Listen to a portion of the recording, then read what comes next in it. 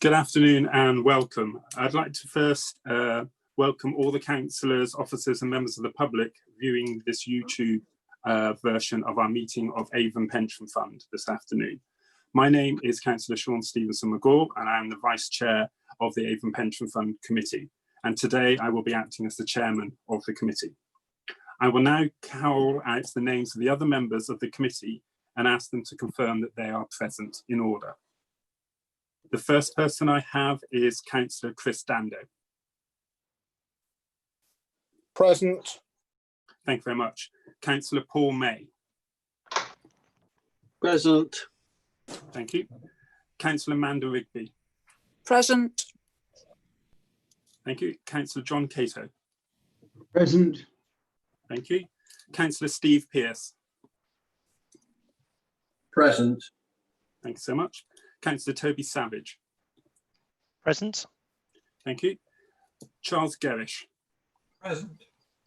Welcome, Charles, to your first meeting. Charles is a new member of the Pension Fund Committee and he is representing our school academies. The next person on my list is William Blue. Present. Thank you so much. Richard Orton. Present. Thank you. Shirley Marsh Hughes. Present. Pauline Gordon. Present. John Finch. Present. Cheers. Michael Rump.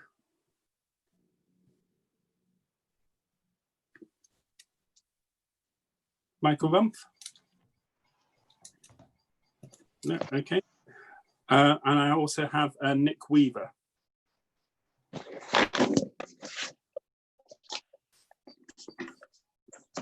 Has Nick joined us? No? Well, Nick Weaver, for those who don't know, is the new chair of the pension board, and he is a member of, he is a observer of Avon Pension Fund committee, so he may join us at a later stage. I have received apologies from Councillor John Gordon and apologies from Wendy Weston, and that should make up the rest of our membership. So this meeting is being held under the local authorities and police and crime panels coronavirus flexibility of local authority and police and crime panel meetings, England and Wales Regulation 2020. The council has agreed a protocol to cover virtual meetings and this meeting will operate in line with that protocol. The meeting has the same status and validity of meetings held in the Guildhall. Please can I remind everyone to keep their background noise to a minimum and only to speak one person at a time and not to speak over others. Please do mute your microphones when not speaking and use the chat facility on Zoom by typing MIS, may I speak, if you would like to speak, and I will call you in turn when I see them. If a member of the committee has to leave the meeting, then please draw my attention to this by using the chat facility. If subsequently you return to the meeting, then please also you draw my attention to this in the same way. Members should also inform me if they lose connection or miss part of the meeting, and this may result in them not being able to vote on that particular item if they did not hear it in full. Should the committee need to take a vote, in order to expedite a result, I will assume that the majority position is that a vote in favour. So if you wish to abstain or vote against the recommendations as I go through them on each paper, please indicate this in the chat function and I will allow an appropriate period of time to allow you to type either abstain or vote against. Does anyone have any questions?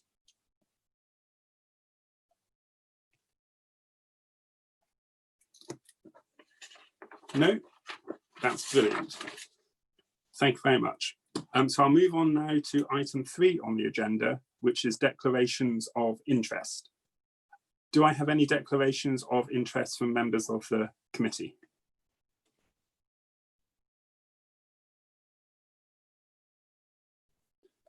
No, I shall take that as a no. Thank you very much. Item 4 on the agenda is urgent business agreed by the chair, and you'll be pleased to know that there is no urgent business today.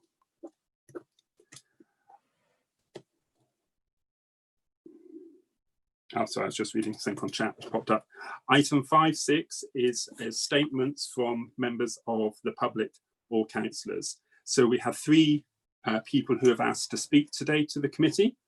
We have Alistair Yule and Elaine Ashley, who have both registered to speak on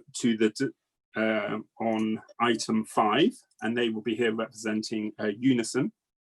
On item 6 of the agenda, we have Councillor Sarah Warren from Bath and North East Somerset Council, who wishes to make a statement under agenda item 6. And under agenda item 11, we will have a speaker, Councillor Marion Forder from Bristol City Council, who wants to speak on that. So now can I first take our speakers on agenda item 5, which is Alistair Yule and Elaine Ashley. So I don't know which of you would like to speak first. Over to you. Thank you. Elaine Ashley here. I'll be starting. I'm here, as you mentioned, as a member of Unison, a member of the Pension Fund, work for Bristol City Council, so I'm part of the Bristol branch. West of England Unison branch's joint statement here, supporting a fossil fuel divestment policy for Avon Pension Fund. In September 29, Unison, along with 6 other trade unions, supported a motion for a Green New Deal to build a prosperous zero carbon society with good green jobs. This came with 9 key principles: a commitment to zero carbon emissions by 2030, rapidly phasing out all fossil fuels, large-scale investment in renewables, supporting a just transition to well-paid unionised green jobs, expanding public democratic ownership, green integrated transport, supporting developing countries' own climate transitions, welcoming climate refugees, and preventing displacement. Now, pension funds, as we know, are significant investors in the global economy and therefore holds important significance for how some of these principles can be realised. As the West of England Unison branches represent well over 10,000 members who pay into the Avon Pension Fund, we are committed to seeing the fund lead by example as an investor in the zero carbon economy. Thank you very much. So there's more to that statement. Alistair will be, yeah. No problems, thank you. Thank you, Elaine. I'm Alistair Yule, here as a member of Bath and North East Somerset Unison branch, and I'll be continuing the joint statement. We acknowledge the important steps the fund has taken to account for climate change. This has included identifying climate change as a long-term risk to the fund's assets, monitoring the carbon footprint of the fund, committing to invest 2.5% of its assets in renewable infrastructure funds, and investment in a low carbon fund through the Brunel Pensions Partnership. We believe the allocation of investment must adopt a long-term horizon, concerned with both the long-term returns that will secure future pension payments, but also the integrity of the economy that underlies it. Therefore, we are supporting the fund taking the next step of adopting a target to divest entirely from fossil fuel stocks over a 5-year period. Long-term investment in fossil fuels contributes to economic instability by fueling the climate emergency, and therefore disregards the fiduciary duty for all pension beneficiaries. In setting a 5-year divestment target that takes account of the costs to the fund over that period, the fund is best representing the long-term financial interests of scheme members, particularly its younger members. With this target, the fund will support the rapid phasing out of fossil fuels. In terms of the Green New Deal, 2 other things are important. One is actively investing in a decarbonised, just and sustainable future. It is not enough to just divest from fossil fuels. The fund should continue to drive genuine impact by setting up green funds through the Brunel Pensions Partnership that invest in companies helping to achieve a net zero transition, including in emerging sectors such as energy efficiency, renewable energy, energy storage, and smart energy systems. The second important point is the focus on justice, not only intergenerational justice, but securing justice in terms of the equitable distribution of the costs of transition for those working in affected industries. Where possible, the fund should take it upon itself to invest in local economic ventures, in well-paid unionised green jobs to replace those lost in the fossil fuel industry. Nationally, the government in power will influence the opportunities of the fund to invest in a zero carbon economy, that also maintain the ability of the fund to provide decent pensions into the future. As a trade union supporting the Green New Deal, Unison will press for a just transition to secure new training and skills to create good green jobs. In the interim, setting a divestment target is a vital next step the fund should take on the climate emergency for both its members and all citizens across the world. Thank you. Thank you both very much for your statements to the committee this afternoon. Does anyone, do any of the committee members have any questions to either of our contributors?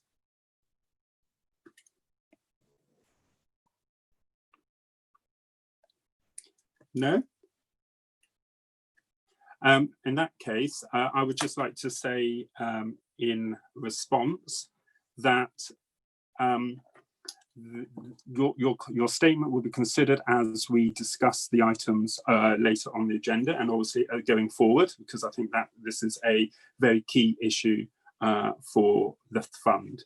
And I just thought it would also be very helpful to clarify at the moment what our current objectives are for Avon Pension Fund. So currently, our objectives are to implement a less than 2-degree increase in global temperature alignment portfolio, a bit of a mouthful, by committing to net zero emissions by 2020 or earlier if possible. This will be achieved by working with Brunel using the results of industry-wide projects being undertaken to assess what each less than 2-degree asset portfolio will look like.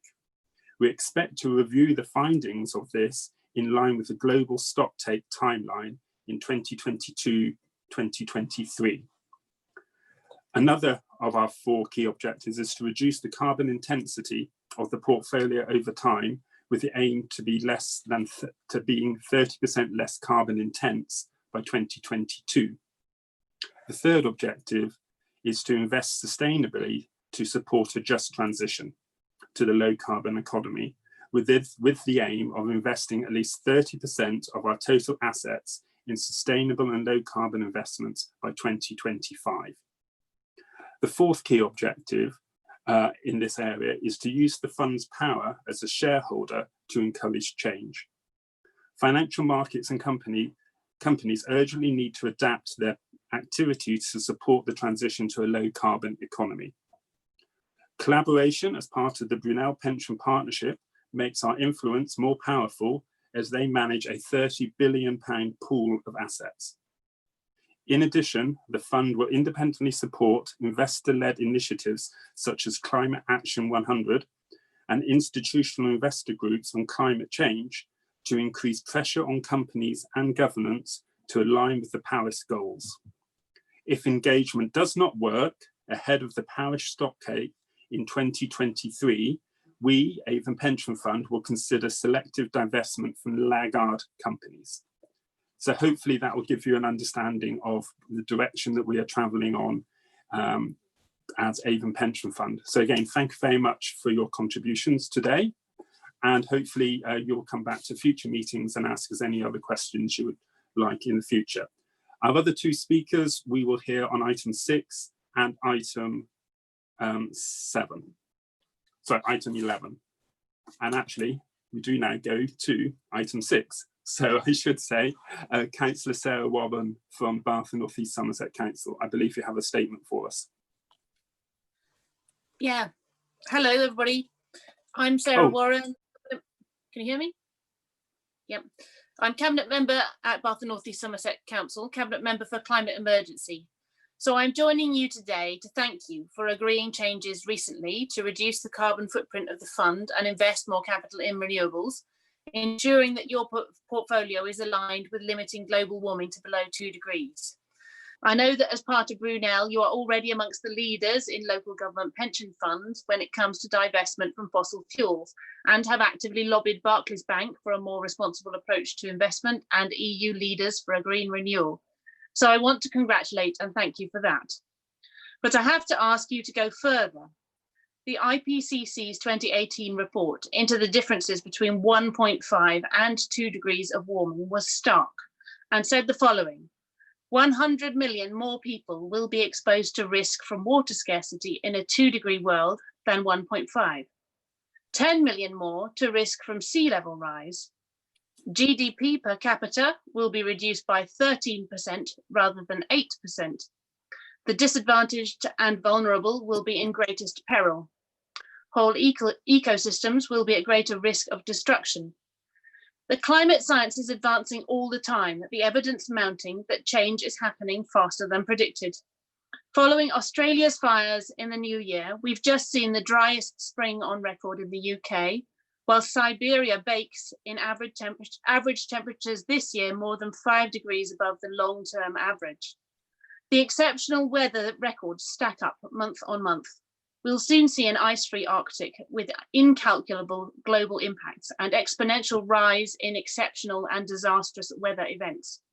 Now coronavirus has changed the world, and it has given us an opportunity that we must seize. The oil and gas sector are currently facing massive write-downs, with a threatened $17 billion slash from BP, who earlier this month announced 10,000 job cuts. The fossil fuel sector envisages a green recovery and falling returns. You have a fiduciary duty to the workers of Avon. No one should now be investing in fossil fuels due to the risk of stranded assets. You have looked at investment scenarios and portfolio returns under 2, 3, and 4 degrees of warming. Projected portfolio returns under the 2-degree scenario are coloured a hopeful green in your background information. But I would argue that the outlook is bleak for both investment returns and to society, even at 1.5 degrees. The empty supermarket shelves at the start of the pandemic have illustrated the fragility of our complex food supply chains here in the UK. Just how much would it take to disrupt them completely? Remember that all projections to date of climate impacts have been over-optimistic.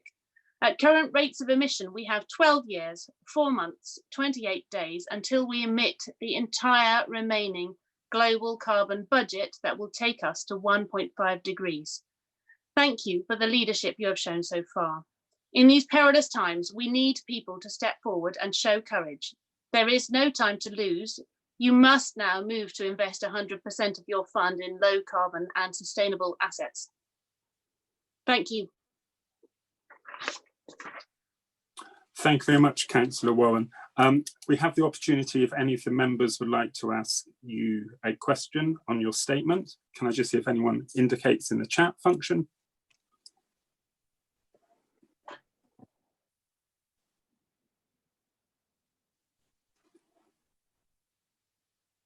No, it doesn't look like anyone has.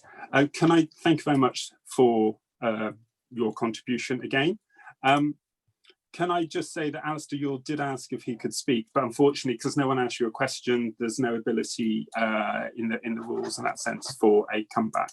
But again, thank you very much, Alistair Yule and Elaine Ashley, for your contributions on behalf of Unison today. And thank you, Sarah Warren. Thank you. So now I move to item 7 on the agenda, which is the minutes of the meeting held on the 6th of December 2020. The minutes of the previous meeting have been circulated and they're available for the public. May I confirm them as a correct record of the meeting? So confirm. Do I have any dissent in chat?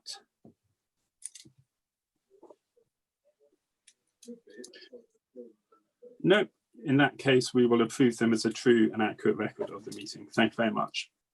I now move to item 8 on the agenda, which is the fund governance framework. And I believe Caroline Morgan will introduce this item as the governance and risk advisor. Thank you, Chair. Good afternoon, everybody. This is the annual governance report to remind all members of the governance arrangements and roles and responsibilities within it. Also attached is a new scheme of delegation document which sets out how the committee delegates some of its responsibilities to officers. The schedule details the responsibilities delegated, and the authorisation list sets out who is authorised and the limit of transaction they can authorise. These are all existing delegations but have been pulled together in one scheme of delegation documents. The terms of reference and governance compliance statement have been updated to reflect the changes. I'm happy to take questions, otherwise I will hand back to the chair to go through the recommendations. Thank you very much, Carolyn. I was just going to say, I'll look in, see if there's any questions in the chat. So the first person I have is Councillor John Cato. Thank you, Chairman. Hope you can hear me all right. I note on the governance papers under item 7, there's an invitation to members of the committee to stand on the investment panel, and I'm offering my services on that.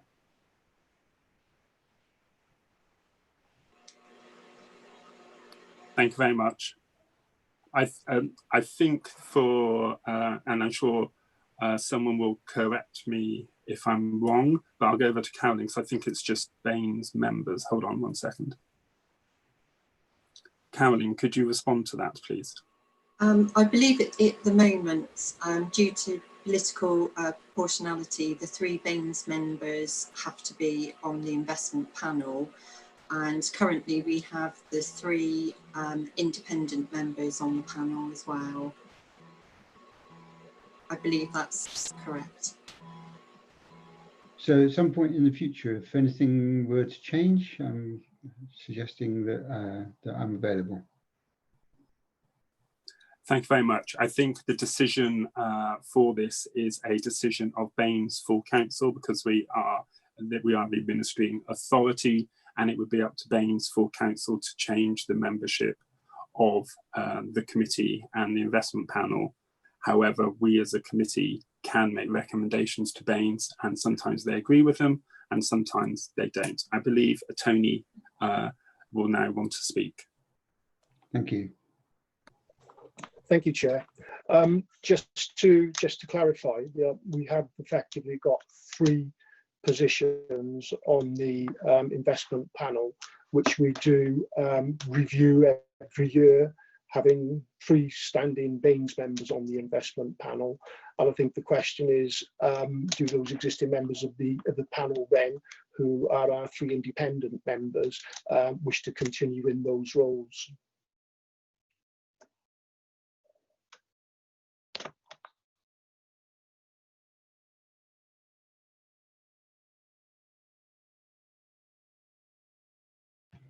So thank you for that, Tony.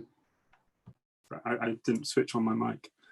So my understanding is that like I say, the membership, because it's political proportionality, has been agreed by Baines Council, and currently that is 2 Liberal Democrats and 1 Labour, and it would be up to the full council of Bath and North East Somerset to amend that political proportionality within the investment panel.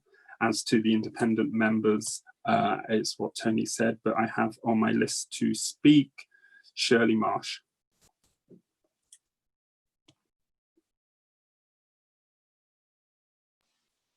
Thank you. I just wanted to confirm that I'm happy to carry on as a member of the investment panel. That's appropriate. Thank you very much, Shirley. So we have a number of recommendations within the obviously printed, so 2.1 to 2.9. So we've had a discussion, or people have indicated they were speaking with regard to 2.5 on the agenda. I now see John Finch and then Pauline Gordon, but we need to agree as well the members of the Local Authority Pension Fund Forum as well. So I will go to Pauline, then John. Hi, can you hear me okay? Just to Yes. say that I'm keen to continue on the panel along with Shirley. And Thank you so much. The same would go for me, Sean. Brilliant. Thank you so much. Appreciated. So, look at my speak. No. So, I personally would be interested in serving on the Local Authority Pension Fund Forum this next year. So, I don't know if anybody else is interested in that.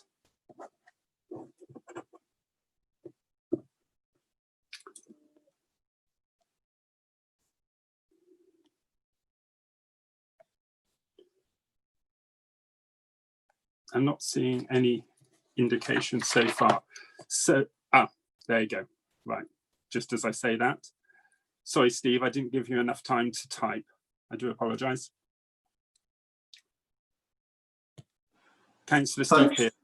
Yeah, thanks, Chair. I'm using an iPad here and I'm typing at an odd angle. I've served on the fund forum for the last few years and I'm keen to continue doing so. I'm happy to represent the fund. Thank you very much. For clarification, can I just confirm that I think we're allowed to nominate 3 people, but only 2 people attend? Is that correct, Carolyn? Or someone? Can I answer? It's Liz. Yes, we can have as many people representing us, but only 2 are allowed to attend a meeting. Well, that was actually when we had the meeting in person. I don't know whether it is. So in the past, we've had Councillor Steve Pearce, Richard Orton, and I think in the past we have had somebody else as well. So we have at times had 3. We just have to organise between us the 2 that attend the meetings. Thank you very much. So, can I speak, Sean? Of course. Sorry, I didn't see you in the Sorry, I lost my connection for 5 minutes. I don't know what. Oh, I do apologise. I've only just got back in. Were you, Liz, I just caught your last few words. Were you referring to the Local Pension Forum? Yes. If the question is, am I still happy to attend, that's fine. Thank you very much, Steve. Richard, rather. Yeah, so it looks like unless there are any other, there will be 3 nominees. And if there are physical meetings, 2 of the 3 of us can go to any particular meeting. No one else has indicated to speak. So I will take the recommendations together. So I was looking at something else. So for 2.1 through to 2.9, can I just clarify that no one wants to take these in parts? And if I can move the recommendations, Chair. Thank you, Councillor Shern. I have Liz Woodyard. Sorry, just to confirm also, we do need to agree formally the substitute for the Brunel Oversight Board, and also, oh gosh, I've got something's coming on my computer, I can't read the other one. Agree who's the independent member representative on the Brunel Working Group, which is our own informal group, and I think it's Pauline Gordon has been. It meets on an ad hoc basis, and Chair, you did obviously substitute for Councillor Shern yesterday at a Bob meeting, so we just need to formalise that, record that.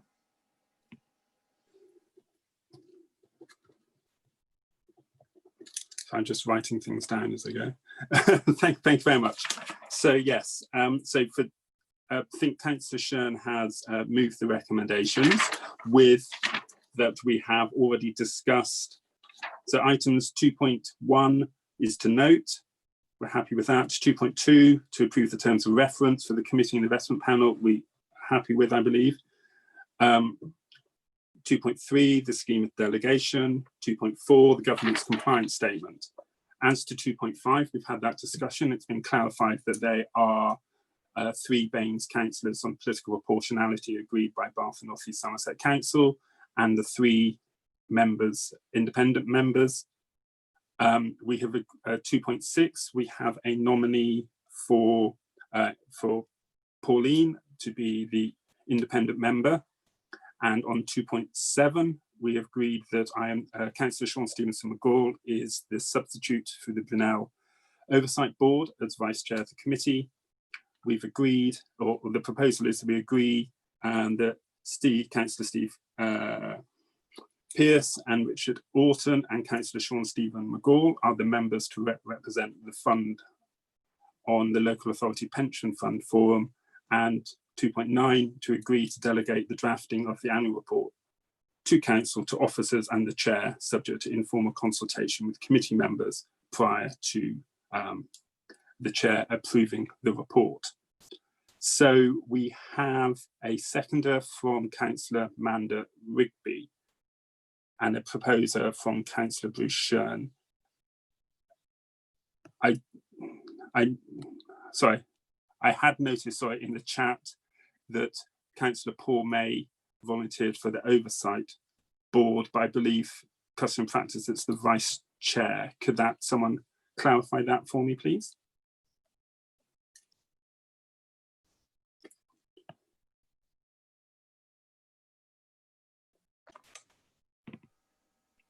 Anyone?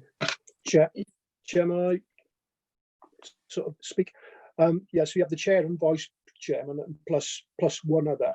At the moment, it's Pauline Gordon, but obviously it's open then for whoever is available. Stroke you think may be suitable.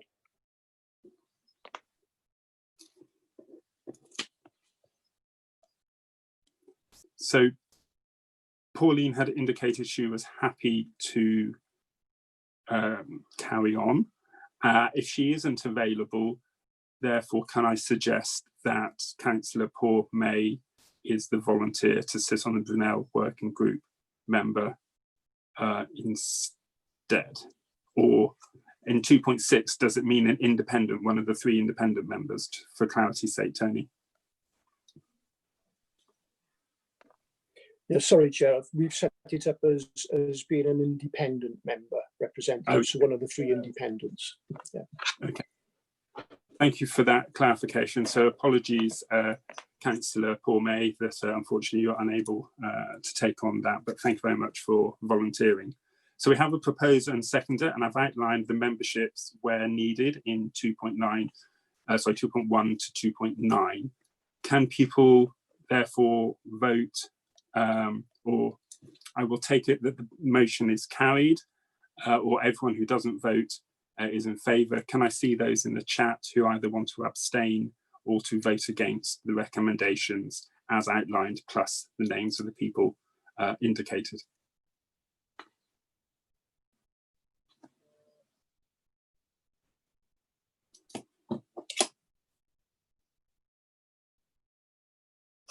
No, in that case, I will say that the motion is passed. Thank you very much. So we now move on to item 9 on the agenda, which is the service plan and budget. And I believe this will be introduced by Tony Bartlett, who is Head of Business, Finance and Pensions. Thank you, Chair. I won't describe too much of what's actually in the service plan. Obviously, a lot of what's in there will be very familiar to all of the members, predominantly focusing on continuing the transition for Brunel, continuing to invest in our IT infrastructure, and also sort of implementing the investment strategy. The thing obviously that we're concerned about quite a bit now is the impact on COVID-19, and I circulated informally to the committee an update of our business continuity arrangements. What we have done is to review some of our projects in the light of COVID-19 to sort of review their deliverability and the timescales, and updated those. You will be aware as well that we do have plans to recruit a number of posts into the service, and we're putting in contingency arrangements to do that on a gradual basis, so that we can actually integrate staff into the service a little bit more easily. And clearly as well, the whole financial issue concerning our employers, public sector employers, means that we'll be doing quite a bit more covenant work as well going forward. One thing I have added into the budget is a provision for additional IT funding to support home working. Clearly, we've moved from a situation where staff are predominantly office-based to working fully at home now, and we've been having to supply additional equipment to ensure they can continue effectively, and we just needed the budget for that. I'm happy to take any questions on the report, Chair. Thank you very much, Tony. So yes, it's open to members to talk to anything related to this item. Could you please, if you are talking to a specific point in the papers, could you outline where it is, whether it's in the annex or the appendices, and what page it is? That would be helpful for other members of the committee. So I think we have our first person who'd like to speak, which is Richard Horton. Over to you, Richard.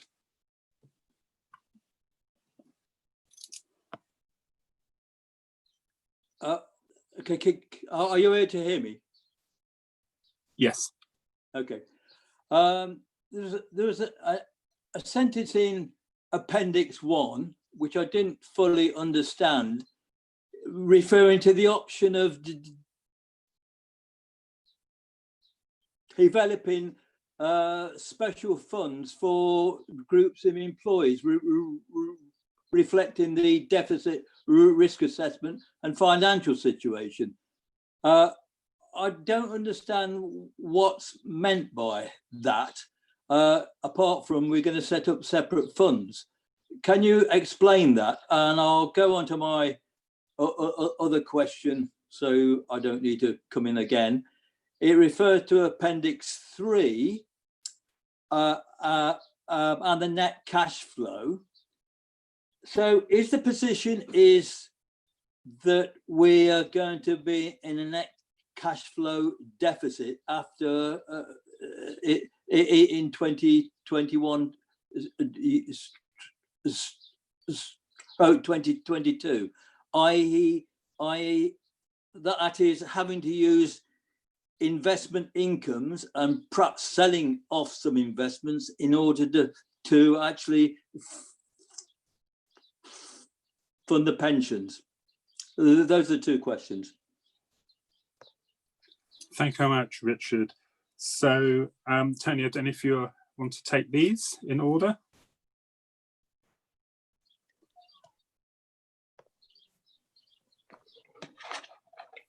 Yes, I was just looking for the reference to the first question in the report, Richard. It's on Appendix 1, you said. One, yes, it's fairly high up in Appendix 1, I think.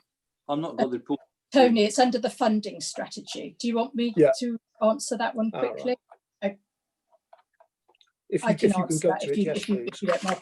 We already, as you know, Richard, we already have two investment strategies, the normal one for the ongoing active employers and members in the scheme, and then we have a low risk funding strategy where we invest the liabilities where the employers have left the scheme, so they've exited. So we have those two simple strategy, two strategies, and what we are going to start to think about, and we're not necessarily going to do it, but we're going to start exploring over the next this valuation cycle, is whether we can maybe offer some employers who are thinking of exiting or nearer exiting because the number of they're a closed employer, and so therefore as active people leave employment, their numbers go down, or even those employers that may wish to take a lower risk investment strategy. We were looking to see how we could potentially set up some strategies around that, but it would be more of an intermediate one. It wouldn't be a separate strategy for each different individual employer, because that would be very difficult. But that is just something that we are looking at So Okay. that we will be looking at. So yes, that's the rationale. It's all about managing the liabilities. So it's in so it's in respective employers that are thinking of leaving. Yes, in general, it would be them, because once they leave, they go on to the low risk strategy. Okay. So it's more like an interim measure for them. Okay. And the second question was the net cash flow. Yeah. Yeah. So our cash flow is always a bit difficult because we have an awful lot of employers that prepay their deficit payments in year one of a new valuation cycle, and we are currently in year one of a new contribution cycle.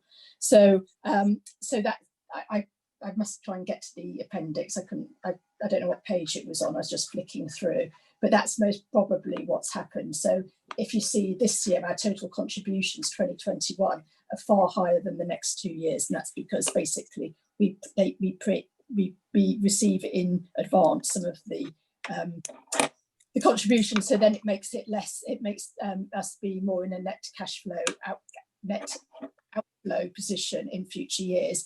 But the fund in general, on a monthly basis, we do actually. It's very marginal in terms of outflows. We are going more and more cash negative because of the profile of the fund. So over time, we will have to draw more on income rather than divesting, but eventually we might have to have a divestment policy, but we're a long way off that. Okay, thanks. Next, thank you, Liz and Richard. Next on my list, I have Shirley, then after that is John, and then after that, William. Hello, thank you, Chair. I was just going to note that we've got some recruitment, Tony, that we need to do to fill the vacancies at the moment. But do we have enough money in the budget? Should we have to go outside and outsource some of the work if we're not able to recruit the right number of people? Yes, we put in money last year to begin the process of outsourcing work, and we have actually done some of that already.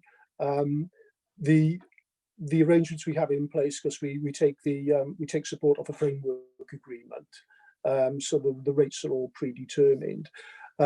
So we are constantly reviewing the work at the moment to see actually what else we do need to outsource. I think our concern at the moment with workload is that we do have a bit of a lull at the moment, so it's quite helpful and we're catching up with some work. But actually, as the impact of COVID bites, and particularly in the public sector, there have to be adjustments to workforces potentially. Then actually that could actually deliver quite a bit of work for us going forward, and so we would be looking to outsource some of that if we cannot get sufficient resources in. The plan we have at the moment is to take on a couple of staff a month and effectively operate a buddy system whereby we can train them sort of reasonably intensively, and we have identified staff to do that already. But obviously it will take us time to work through that process and get people up to speed. Okay, thank you. So I have John next. Thank you very much. Similar kind of vein, really, but I'm looking at something I think you commented on as well, Tony, the resource implications on 3, saying that we're looking for filling a new post to do with strategic investment issues and ESG and things like that. And a bit further down below, the high number of posts remain unfilled. I just wonder what the situation is around that in more detail and the risk we might have. Yeah. So we have 2 posts unfilled. We have had all the jobs reevaluated and achieved higher grades for the posts. We will be going out to fill those posts in early July now. So after this meeting has taken place, we'll be looking to fill those posts. Hopefully the pay line will be sufficient to attract people from the market. We do think that there is a bit of a dislocation in the market, which means that there could be some good candidates available. if we don't, then obviously we will be outsourcing more work then to consultants, and we already have good relationships with our consultants, as you know. Thank you for that. I have one further question, if I may. Just an inquiry, really, on the list of tasks on, I think it was page, where's it gone? Page 59. And I can see some of the tasks outstanding are itemized as red. And I'm just wondering if there's any numerical value to those, how we can assess how important they are, or how we might be able to be assured that even though they're red, they're not so important. I don't know. If I may have some comments on that, please. Yeah, I think you've hit on a good point. For example, the staff technical training, well, we actually do that as and when new legislation, new regulations come through. So we deal with the immediate issues. What we were trying to do with that is to develop a much more structured approach to keeping everybody up to speed with our technical requirements. Similarly, we were looking to fill a new technical training role. At the moment, we have existing staff covering that, and that will be one of the posts which we will fill. So yes, it's red, not yet started, but we will be filling that in due course. Probably the one that does bother me the most with COVID-19 is to accelerate our work on IT. Simply because that gives us far more visibility of what's happening, really. But it's also the most challenging because it's something that the whole industry is grappling with at the moment. Yes, quite so. Thank you, Tony. Thank you. So then we have William Liu and then Councillor Toby Savage. You need to unmute, William.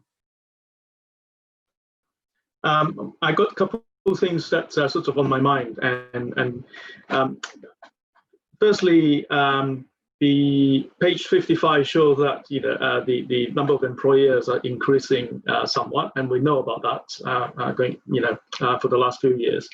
My question on that is about during this COVID-19 impact, and I'm seeing a lot of companies and are going under. So it's about whether the team is assessing some of the risk of that some of our employers might be facing, and whether we're doing that piece of work. And it's not about the impact on the pension fund, but it's really the impact on the resource that the team, the officers have, because we're talking about the budget and the service plan here.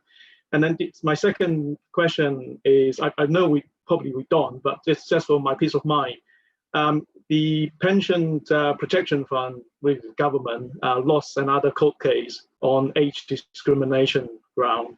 So there will be a huge implication on pension protection fund payments going forward if they appeal, or if they don't appeal, or if the appeal is not successful.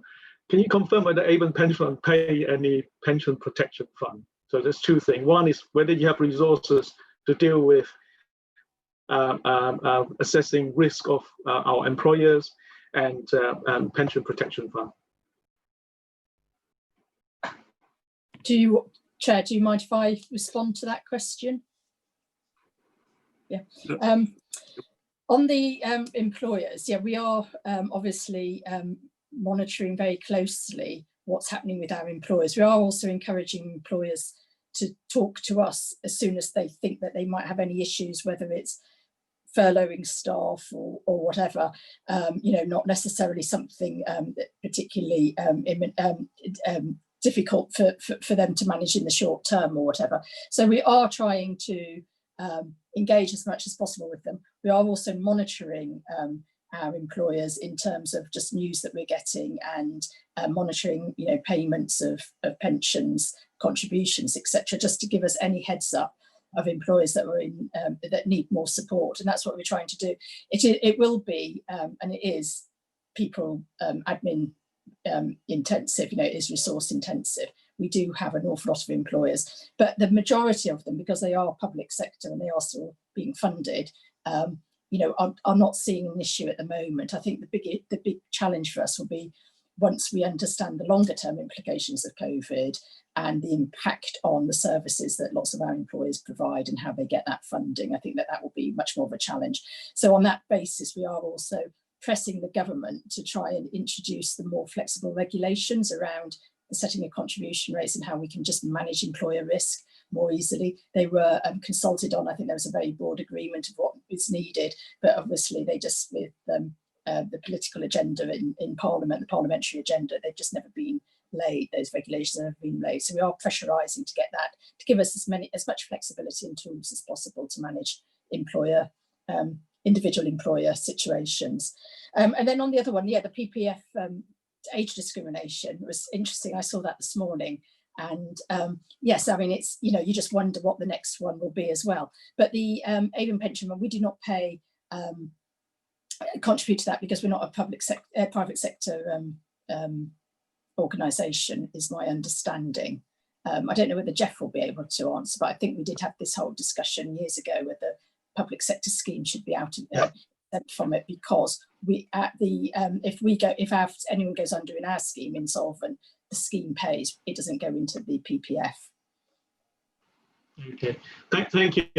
Last word is, through this time, I think it must be very difficult to put in such a lot of work to this report, and I just want to say well done to the team.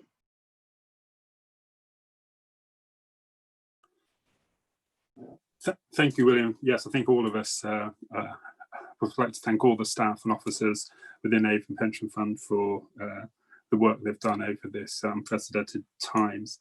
I think the answer is that the Payment Protection Fund is for trust-based defined benefit schemes rather than local government, I believe.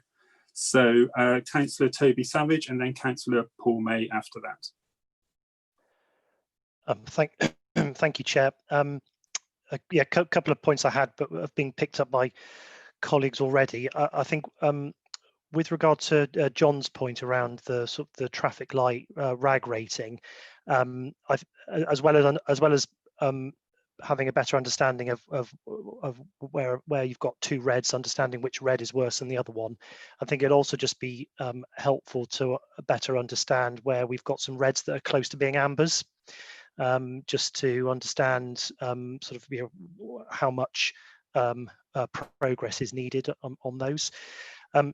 The other point that I'd wanted to raise as well is I just wanted to understand where we thought the particular risks were within our budget for 21-22. Obviously, we've talked about a number of the issues that are affecting this year's budget. I'm just aware at my own end some factors that are impacting on this year's budget, but we know that there are going to be some new factors impacting upon next year's budget, and I just wanted to get a sense of which areas we thought were at more significant risk of deviating from our current assumptions. And I was particularly looking at Appendix 3, page 71, with that in mind.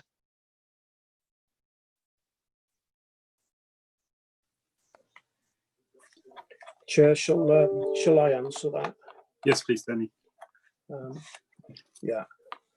So in respect to this sort of the RAG reporting, we haven't had a review of this since we produced this, I think towards the middle of May, in order to prepare this for the papers.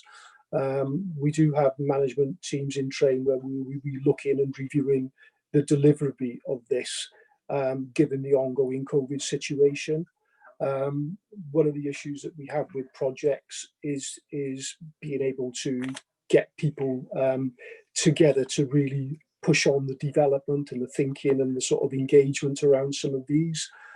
So they are quite challenging in that they require a whole different range of skills which are not necessarily easily deliverable through technology like Zoom. In respect to the, so we will sort of review the position and keep you updated, but I don't think there are any reds which are closer to amber at this point. In fact, there are probably more ambers which are closer to being reds going forward. In respect of the budget, I think the issue is not going to be one of what pressures we might have, given that certainly on the administration side, the challenge will be sort of recruiting to the posts and actually spending a lot of our staffing budget, which is a significant element. As has been said previously, we will then be in the process of having to engage some consultancy support to see through some aspects of service delivery should we need to. But I don't think we will be under pressure per se at this point in time. But we'll have to see what the situation is like in 3 months, but we're keeping it under review. You happy with that, Toby? Yes, thank you, Chair. Thank you. So I'll move on to Councillor Paul May. Chair, thank you. At the start, we heard from the trade unions and from Sarah Warren, Councillor Sarah Warren, about the climate extinction. And I just wonder, in terms of the job description of anybody that we actually employ, that we actually try to build in some element of that into whoever is employed. So in the job description, because I think it is obviously an issue that we need to be aware of, centrally, particularly in dealing with Brunel.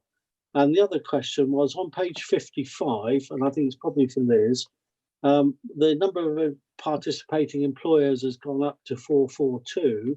Do we put any factors in when we're accepting those employers? If there was an employer that was a negative impact in terms of Sarah Warren, would we actually not let them in? Thank you.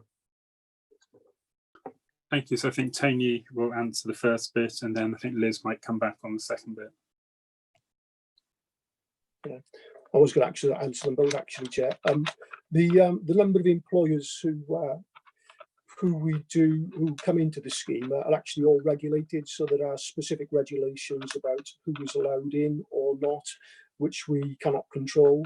Some of the tertiary employers are only allowed in if we can guarantee their security, so they require a bond or a guarantee in order to be allowed in. So we do control some of the smaller elements, but by and large, most of the employer growth is from school academies who are automatically allowed into the fund. So we can't sort of control or contain a lot of the employer growth within here. And sorry, I've sort of just forgotten the first bit of it. If you could just remind me, sorry.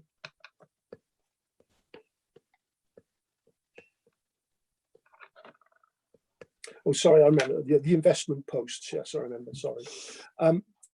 Yeah, what we're actually trying to do with the 2 investment posts we're trying to recruit to is to look at to have one post which is pretty much specialising on the risk management side, covering off LDI and foreign currency exchange and equities protection.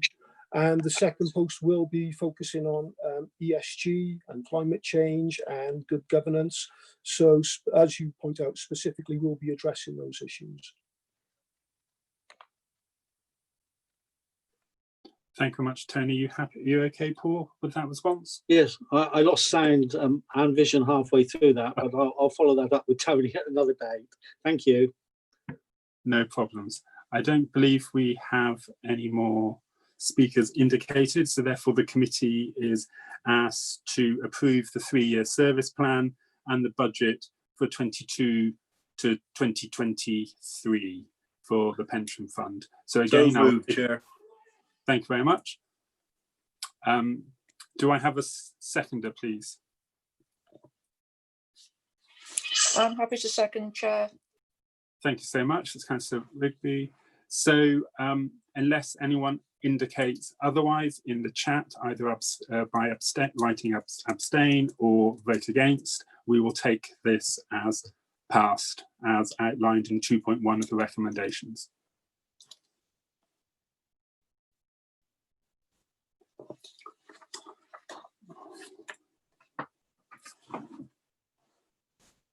No, that's brilliant. Thank you so much. So now we can move on to item 10 of the agenda, which is the investment performance and strategy monitoring for the period up to 31st of March 2020, which is agenda item 10.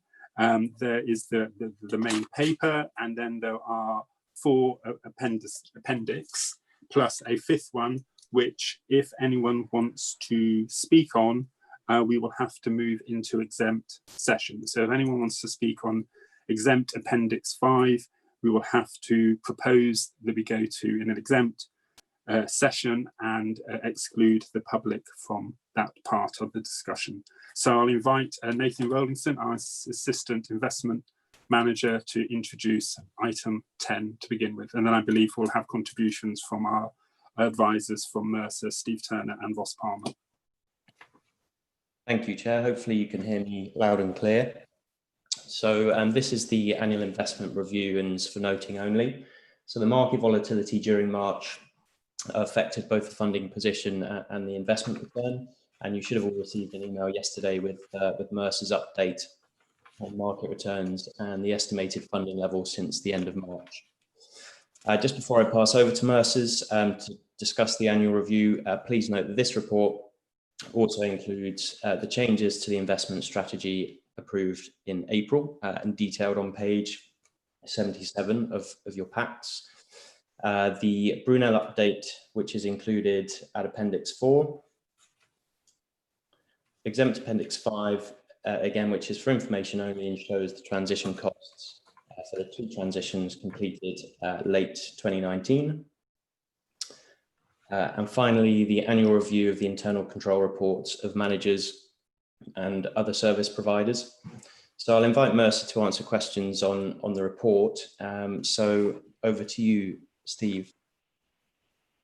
Okay, thanks, Nathan. So hopefully you've all had a chance to go through the report.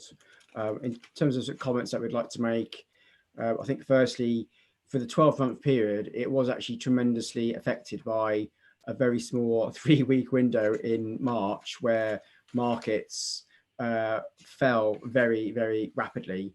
But the good news is that not quite, but pretty much all of the losses that you saw in terms of your sort of funding level have been recovered quarter to date. So we did see a sort of a 9-10% drop in the sort of funding level, but our latest estimate is that the funding level is back to where it was before the COVID situation, which is obviously sort of good news. So we have had that sort of V-shaped recovery in investment markets. We're not clear, because it hasn't happened yet, about what the shape of the recovery is going to be from a sort of real life economic perspective. So we are sort of very mindful of future risks that could present themselves over the next 1, 2, 3 periods and beyond. And so when we look at your sort of overall investment strategy, and we spent a lot of work with Liz and Nathan on this around April time, we did do quite a detailed review of the investment strategy and what had been proposed from the recent strategy review. And we confirmed that we were happy with all of the changes. Just on the drop in the sort of funding level, it was in line with what other LGPS funds experienced. The equity protection did help you.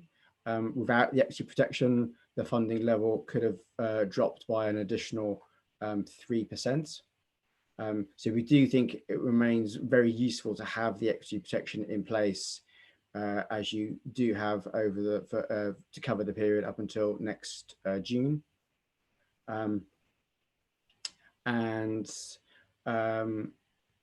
I think an important feature to recognise in terms of what happened with markets is that for the first time, we did see quite a disparity of outperformance for sustainable equities and also low carbon equities versus the normal market cap. And that's because those indices have a lower exposure to energy and the energy sector, and they were very badly impacted by the fall and volatility in the oil price. But I think one of the long-term trends that we certainly think that is going to evolve as a result of COVID is the acceleration of those longer-term trends to a lower carbon economy. And I think that fully justifies and puts you in a good position in terms of the previous decision to allocate to low carbon and sustainable equities. So I'm sure there's lots of questions about what's happening in markets and the portfolio. We're happy to sort of answer any of them now.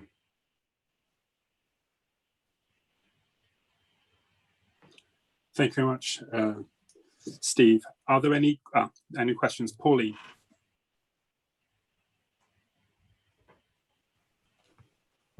Yeah, a couple from me. I just wondered, Steve, if you have any figures in terms of where we would have been without the LDI in place, and also whether or not there's been any opportunities in inflation to increase our hedge there. I know it was something that you mentioned when back in April when we were looking at how our strategy looked post, the big falls.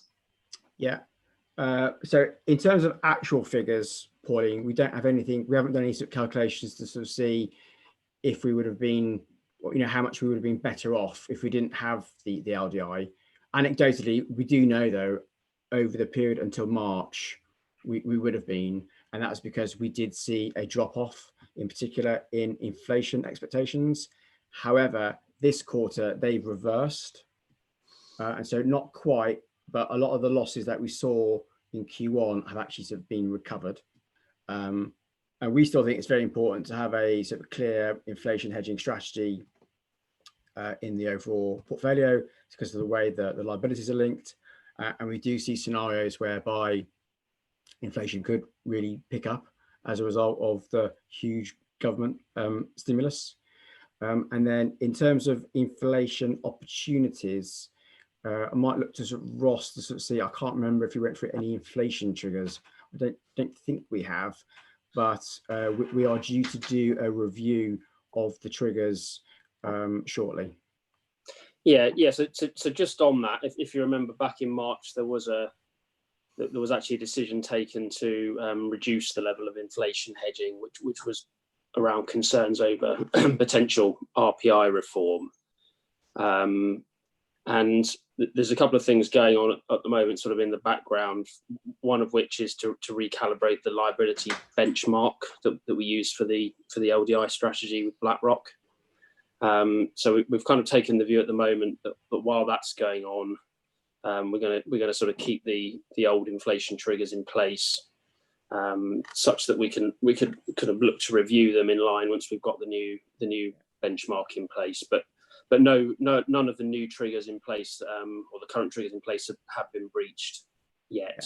Mainly because inflation, as Steve said, inflation has been going the other way. It's been rising since the end of March. Just as a reminder, Pauline, as a result of the RPI reform consultation and the announcement that came out last year, we did do quite a swift drop in the inflation triggers to take account of those changing market conditions.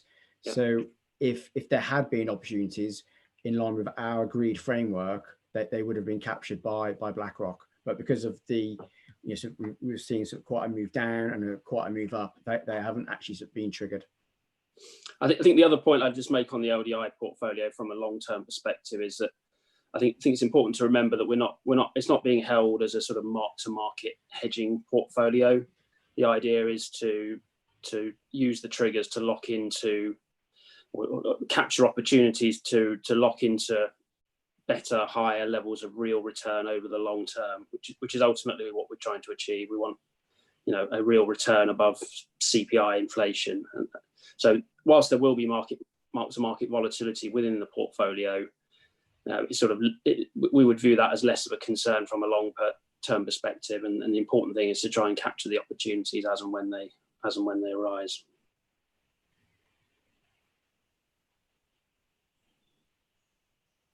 Just to add, I forgot to mention earlier in terms of comments, so the drop in the funding level and the increase in the deficit that we did see over that very short period of time, I think it is important to note that that drop, it was within the overall risk that is being run in the investment strategy. we'd been concerned if the fall had been greater than what we had actually seen. So whilst it's not correct to have seen the losses that we did, importantly, it was actually in line and slightly better than what it could have been based on the assumed risk, the model risk that we went through when we looked at the investment strategy last year. Thank you very much. Pauline, are you happy with that? Yeah, I'm happy with that. And I think, if anything, I was quite surprised that such a significant market move impacted the fund so much less than, what we talk about, the VAR number, the 1 in 20 worst case, because it felt certainly as if we were in a 1 in 20, if not, even less likely than that. And yet I don't think the fund was impacted, over $1 billion or 1.2, which are, the kind of numbers that we've seen. I mean, what was the worst? What was the worst difference? What was, the worst VAR number? Do you know, guys? So the VAR number for the current new strategy is about 1.3 billion. Yeah, 1.3. Yeah, that is over at a 3-year basis. The equivalent 1-year figure is about 650 million. Yeah, and sorry, the 1.3 billion, I think, Steve, doesn't take into account the equity protection. Yeah. So when you do take into account the equity protection strategy, the 3-year VAR is more like 1.1 billion. Yeah. And then I think, you've got the US Fed really to thank for the rapid bounce back in the equities. So the huge amount of liquidity and stimulus that they've put into the system, pretty much what it took the US Fed 1 year to do in 08, 09, they did in the space of a week. Yeah. And it's really the size of the stimulus and the speed at which they did it, which has really helped drive markets back up. Thank you. So the next question we have is from Councillor John Cato. Hello and thank you. Part of my question was very similar to Pauline's, really. It's about the risk mitigation and whether having it, well, first, whether having it has actually saved us overall net, some net benefit. And the second is around the whole process and what we might have learned and how we might be considering that might be if there was another wave and another downturn, so we don't get a V-shaped recovery, instead we go on back down again. So just curious. So in terms of the equity protection, so there was one point in March whereby the equity protection had a positive value of over £100 million. As of now, it's around about 20 million.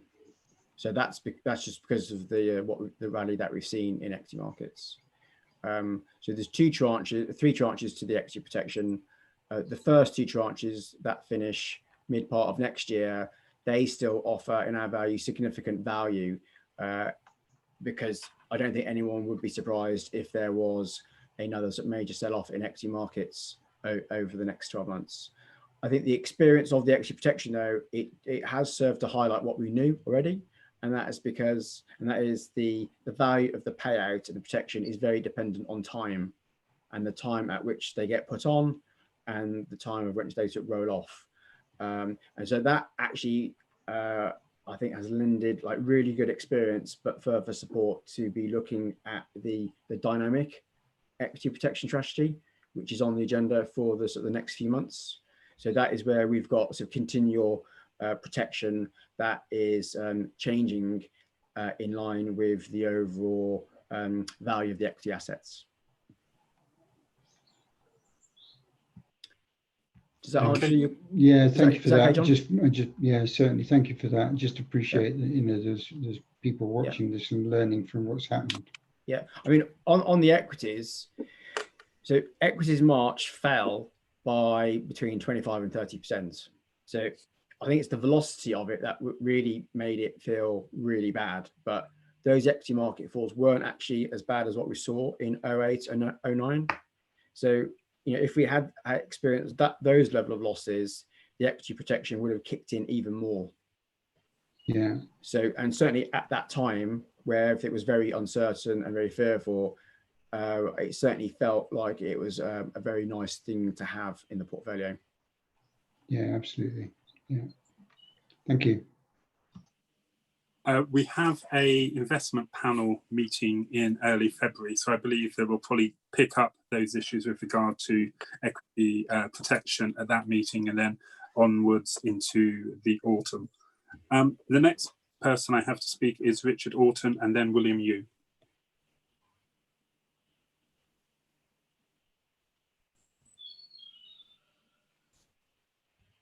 In relation to Appendix 4, which is the update on Brunel update, there's a sentence in there, which 2.4, which says the transition plan is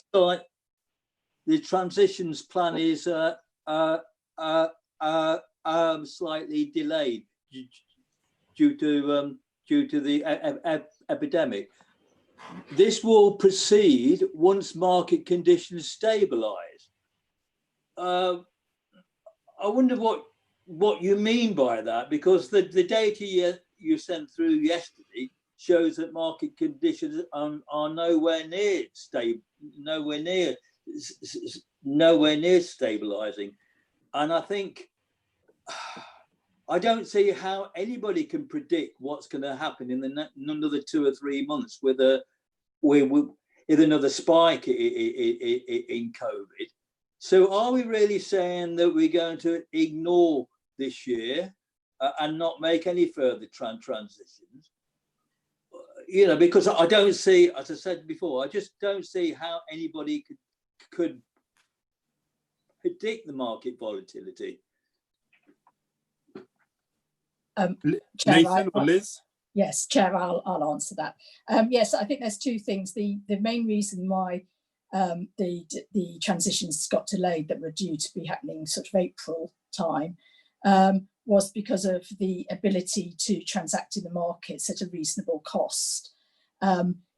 And so it's not so much whether the markets are volatile day to day, because when you do a transition, you can hedge your positions. It's actually whether there's enough liquidity in the market to actually enable the transactions to be done at a reasonable cost. And especially in the equity and the bond markets in general, that liquidity is absolutely fine, and you can transition at reasonable costs.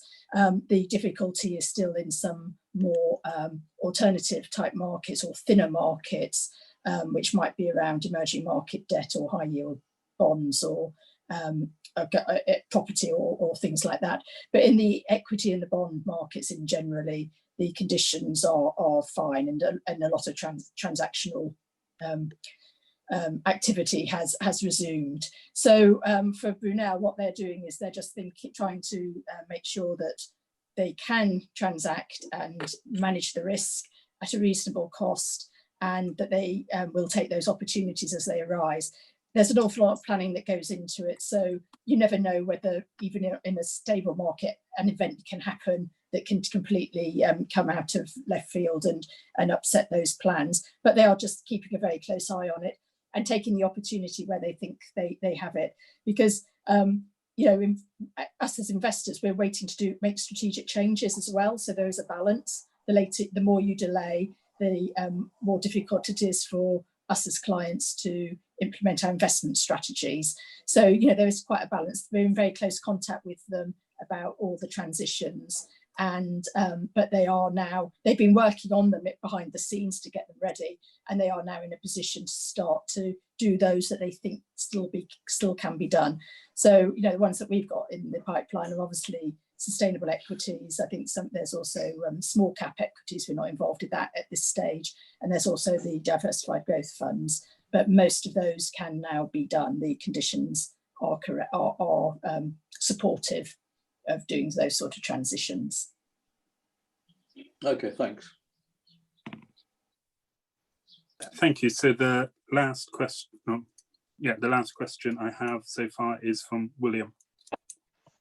Thank you, Chair. It's not quite a question now because it's been well covered. I just want to make a quick statement. I think Steve Turner has been a bit modest in his report. It almost sounds like because Trump has splashed a few dollars around and we got the benefit of it. Yes, there is, but I've been looking at the latest update from Steve and judging by what I know about what's out there in the market and in terms of people with self-invested personal pensions, etc., etc. I think we were not just lucky. I think over the years, the committee, through good advice, has put in quite a robust investment strategy in our asset allocation strategy, as well as the equity protection mechanism in there.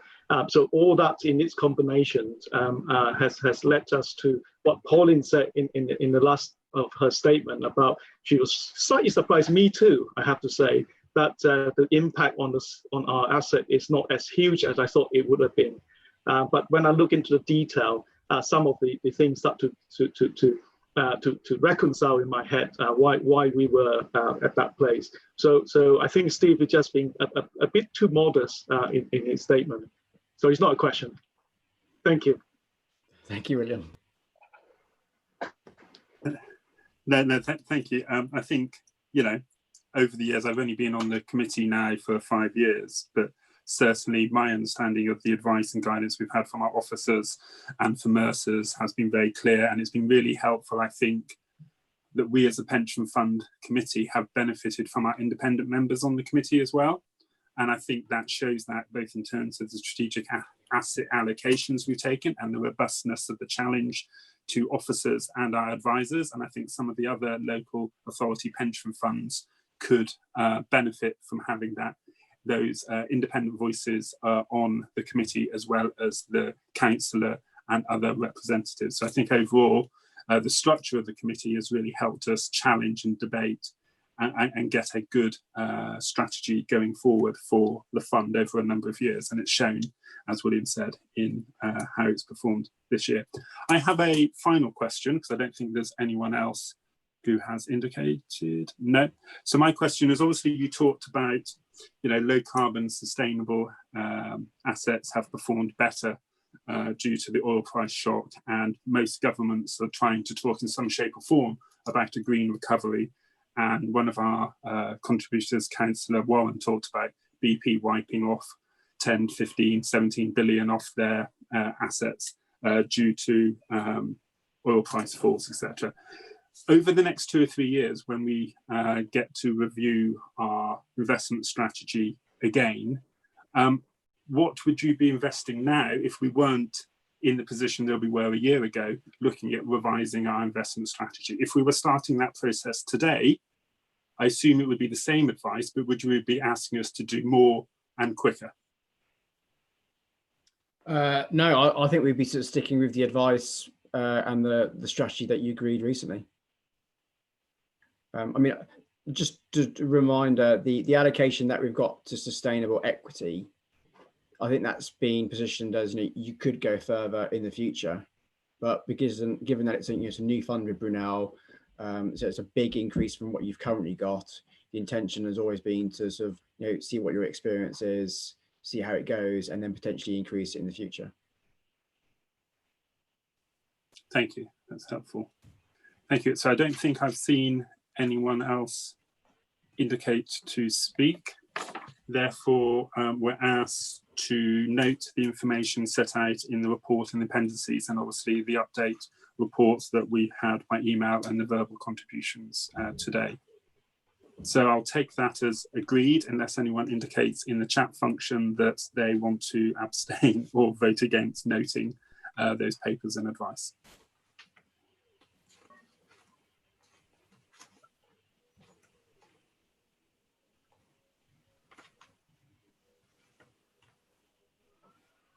No, so thank you very much, Nathan and Liz and Steve and Ross, for your contributions on that item. We now move on to item 11 on the agenda, which is the investment strategy statement. And at this point, I believe, hopefully you've come into the meeting, if you've timed it right, Councillor Marion Fordle from Bristol City Council. I believe you have a statement to make if you are there. Just see if they have been let in. I can't see. Oh, brilliant. Right, so good afternoon, Councillor. Thank you very much for joining us today. I believe you have a statement to read with regard to our investment strategy statement. Yes, yes, I do. Sorry, just one moment. I have to retrieve the document from my screen. That's no problem. It was there 1 minute ago, and now it's. God, where's it gone? I do apologise. It's like while I was opening up the file, I think it got lost behind the other ones. I've just downloaded it. Where is it?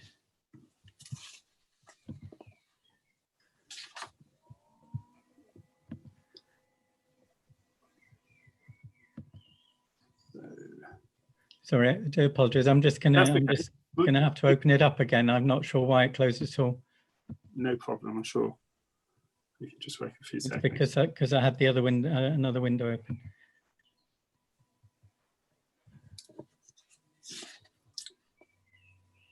Oh, this is embarrassing because I had it open. Okay. Well, in that case, Councillor, why don't we ask the officer to introduce the paper, and then we'll come back to you as soon as the officer's introduced it, and you can make your statement then, and hopefully you will have covered the. Thank you.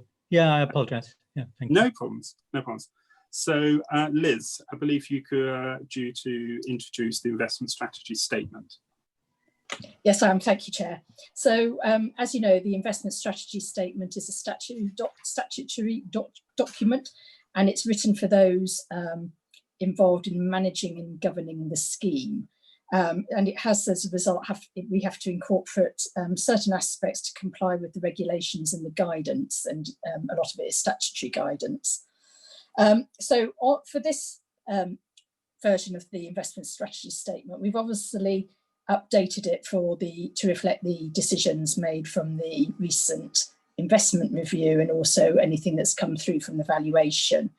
So the real main changes in the content is that we've updated our section on pooling, given that they now hold a significant bigger percentage of our assets now and manage them for us. So we brought that forward to further to the front of the statement. We've obviously updated it for all our new initiatives and asset allocations around climate, emergency and sustainable investing. And you'll find that our comments on this is split between two areas, one of which is the section on responsible investing, but also it's contained within the section on suitability of investments, and that is one of the regulatory parts that we have to include in the statement.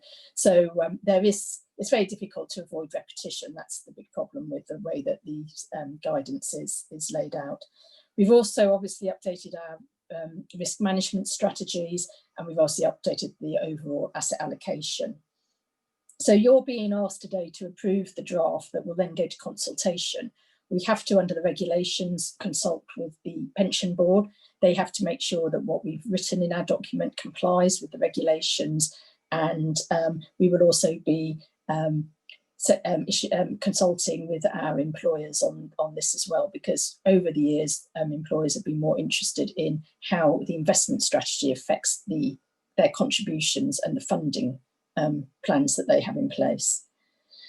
Once this draft is approved, it will then go for consultation over the summer and come back to the September committee meeting where the final document will be approved, subject to obviously the comments that we get from the consultation. And over to Councillor Fodor, if you are able to give your statement now.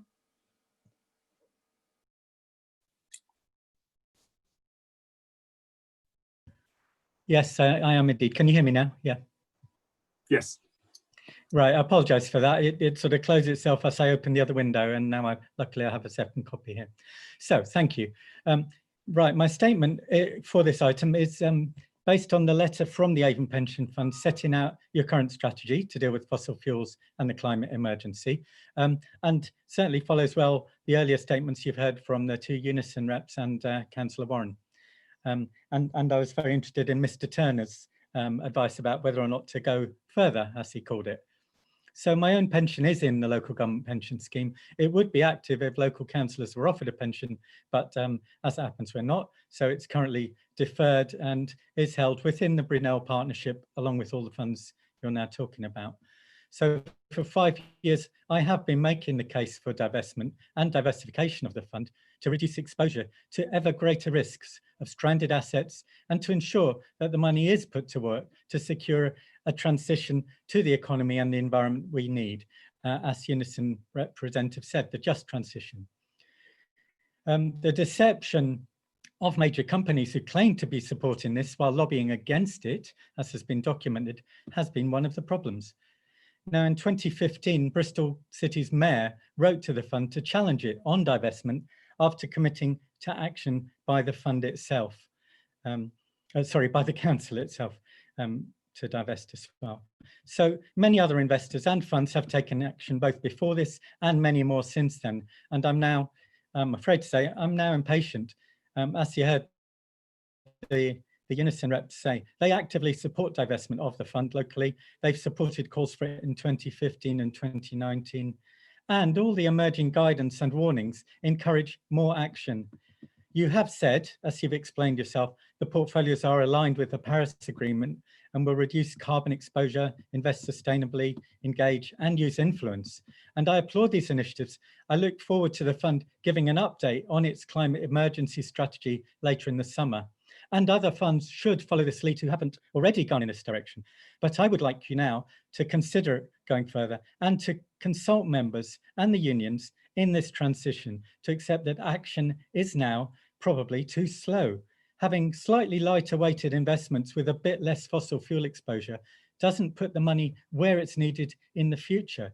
The fossil majors don't need to worry if you do keep funding them. Climate breakdown warnings are ever more urgent. All the local authorities in the area have long declared a climate emergency, and Paris commitments are inadequate. Over 1,000 fund members and local people have signed a petition calling for action to get out of fossil fuels. So last year, people said they thought Brunel Pensions Partnership was divesting. But if you look, it gave funds 2 more years' notice before looking to assess whether action will be taken. You explained this yourself. So while it's helpful to be a voice for change across the sector, the policy, evidence, persuasion and products approach that's documented is helpful, but it's still not enough. So finally, please do make an urgent review of the opportunities for positive investment and the pace of divestment. There are ever more opportunities now to put money where it's needed in renewable energy, energy efficiency, smart technologies and energy storage. Lots of creative opportunities and practical opportunities in funds and other vehicles. Engagement shouldn't be an excuse for inaction. It can be achieved with minimal shareholdings, not continued support for the unsustainable practices that are causing the problems that have been documented. So finally, please listen and act now. Please don't find out you need to catch up when it's too late for the fund and the members and the communities depending on it for a viable future. Please be an agent of change, not a follower. And thank you very much for your time.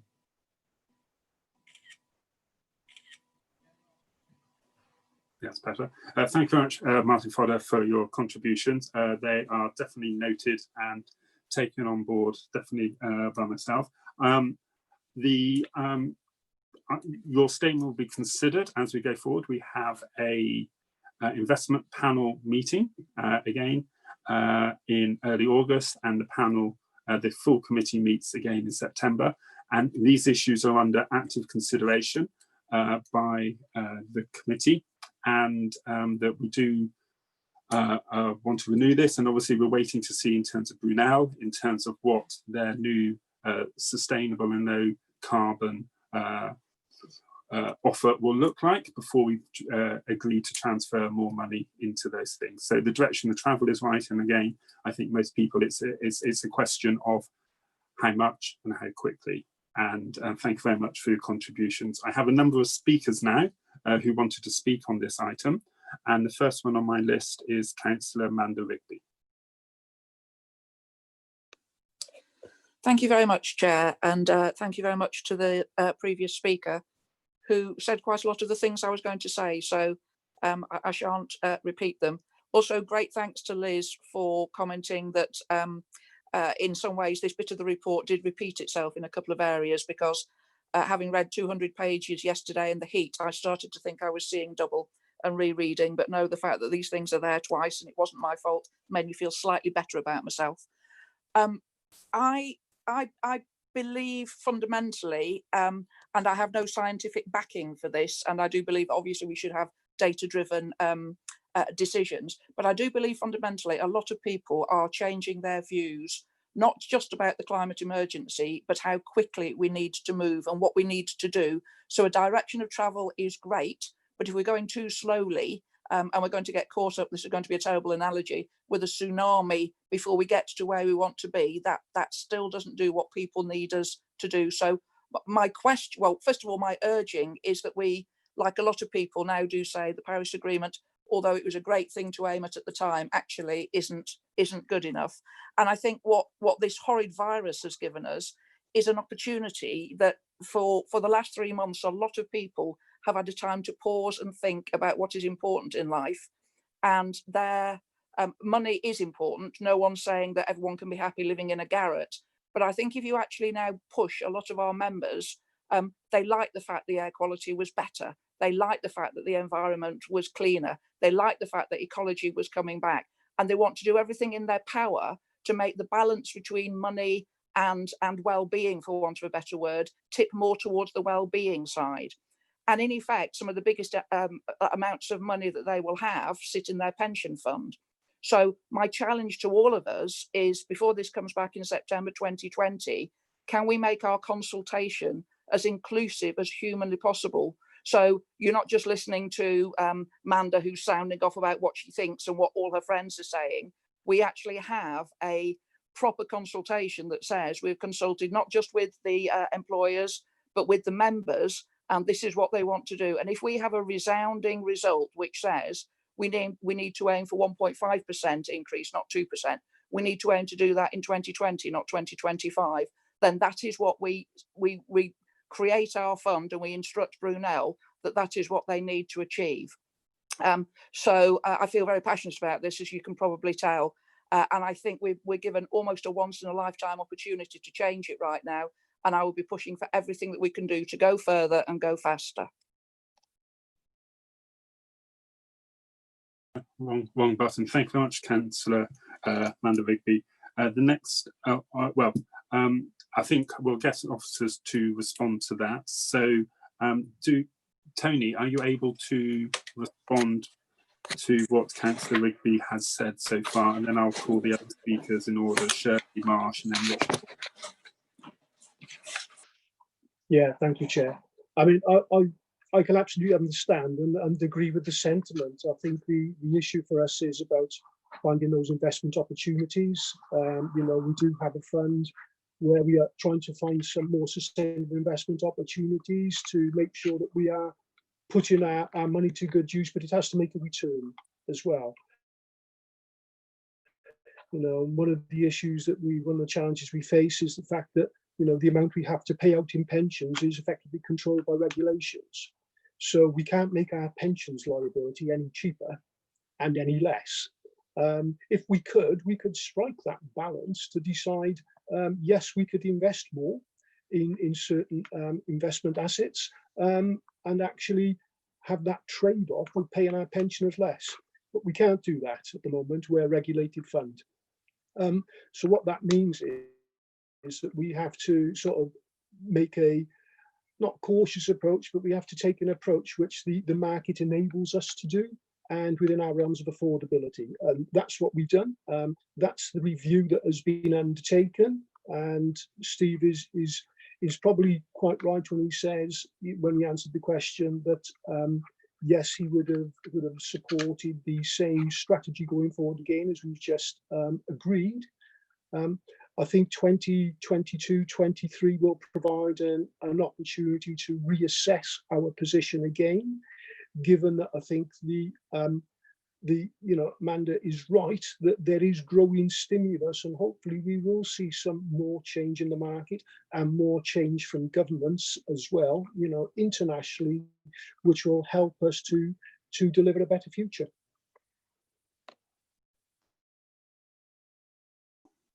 Thank you. Can I just come back to Manda first? I've done that with other people in terms of, you happy with that response, or do you want to say anything in response? Yes, and thank you, Tony. I really appreciate your response, and I probably wasn't clear. I absolutely appreciate the regulations. I'm talking about what individuals were thinking for their individual well-being. Is that the balance between well-being and money, I think, has shifted in their minds. I completely appreciate that we as a pension fund can't just tear up the rules and change everything. That wasn't what I was saying. But I think we need to build on that sentiment when we're talking about what it is that we're investing in, so that people do realise that we're trying our best to create we can be such a powerful force for good. That and I understand what you're saying, and you're probably even right.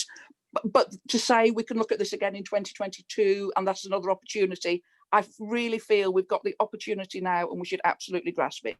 I'll shut up now. Can I just come back, Chair? I think that we will be going out to consultation, obviously the employers. We will put the consultation on our website. We can invite members of the fund to comment on that and take account of those comments when we report back what the views are, which will be in the September meeting. Thank you for that, Tony. I have Shirley, Marsh, and then Richard after that. Thank you, Chair. I note that in the statement talks about our ambition for the future and where we want to go, particularly on climate change, which is good. But I wonder whether it'd be appropriate to include in the statement what we've done so far, what actions we've taken, and actually what effect they've had. So because we have taken some action, and we don't sort of talk about that anywhere really.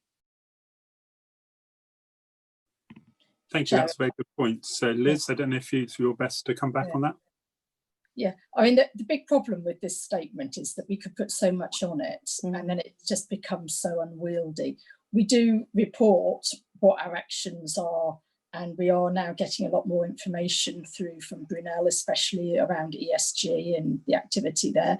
So, we are going to try and ramp up that. But I think for me, the dilemma is what's in a statutory document, which has to be very technical, and what can we put in a document that can actually tell people who are interested in a way that speaks to their understanding better. So that, I suppose that's why we try and keep this document as a standalone document that can be referred to. We have to give this to all our investment managers, our advisors, and everything. It's for them to see that we've got the right.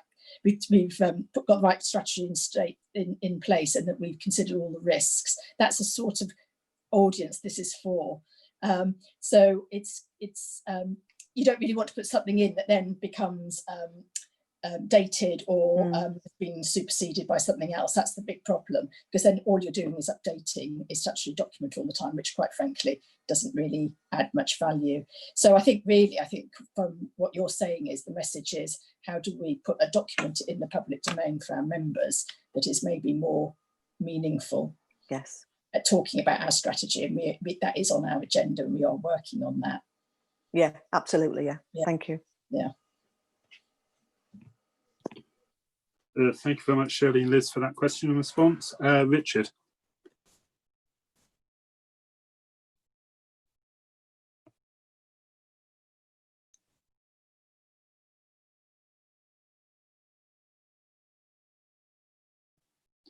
Richard, did you have a question?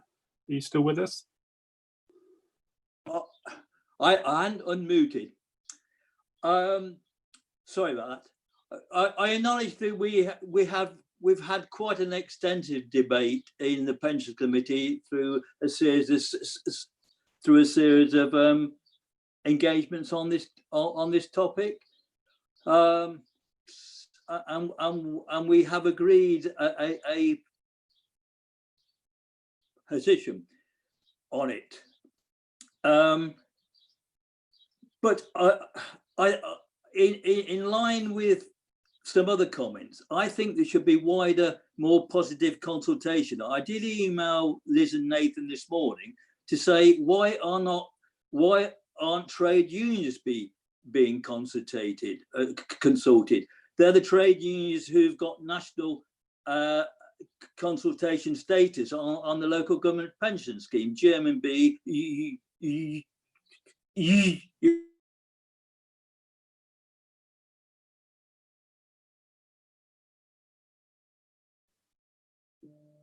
Has Richard frozen for everyone?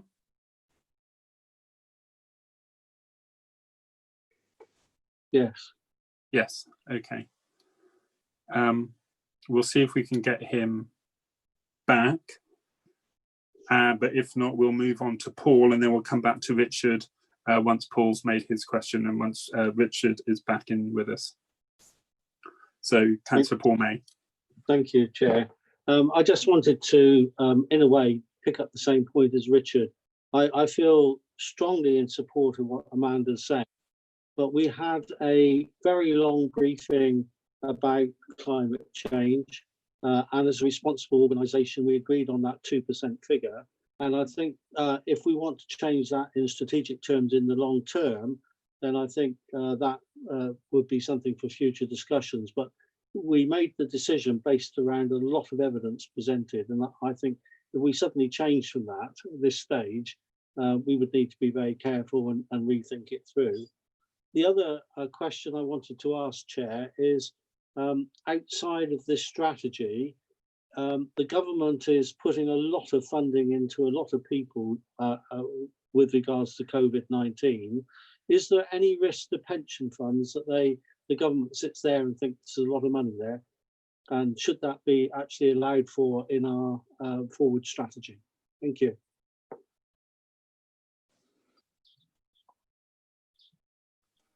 Liz, do you want to answer that? And then I'll go back to Richard to finish his question.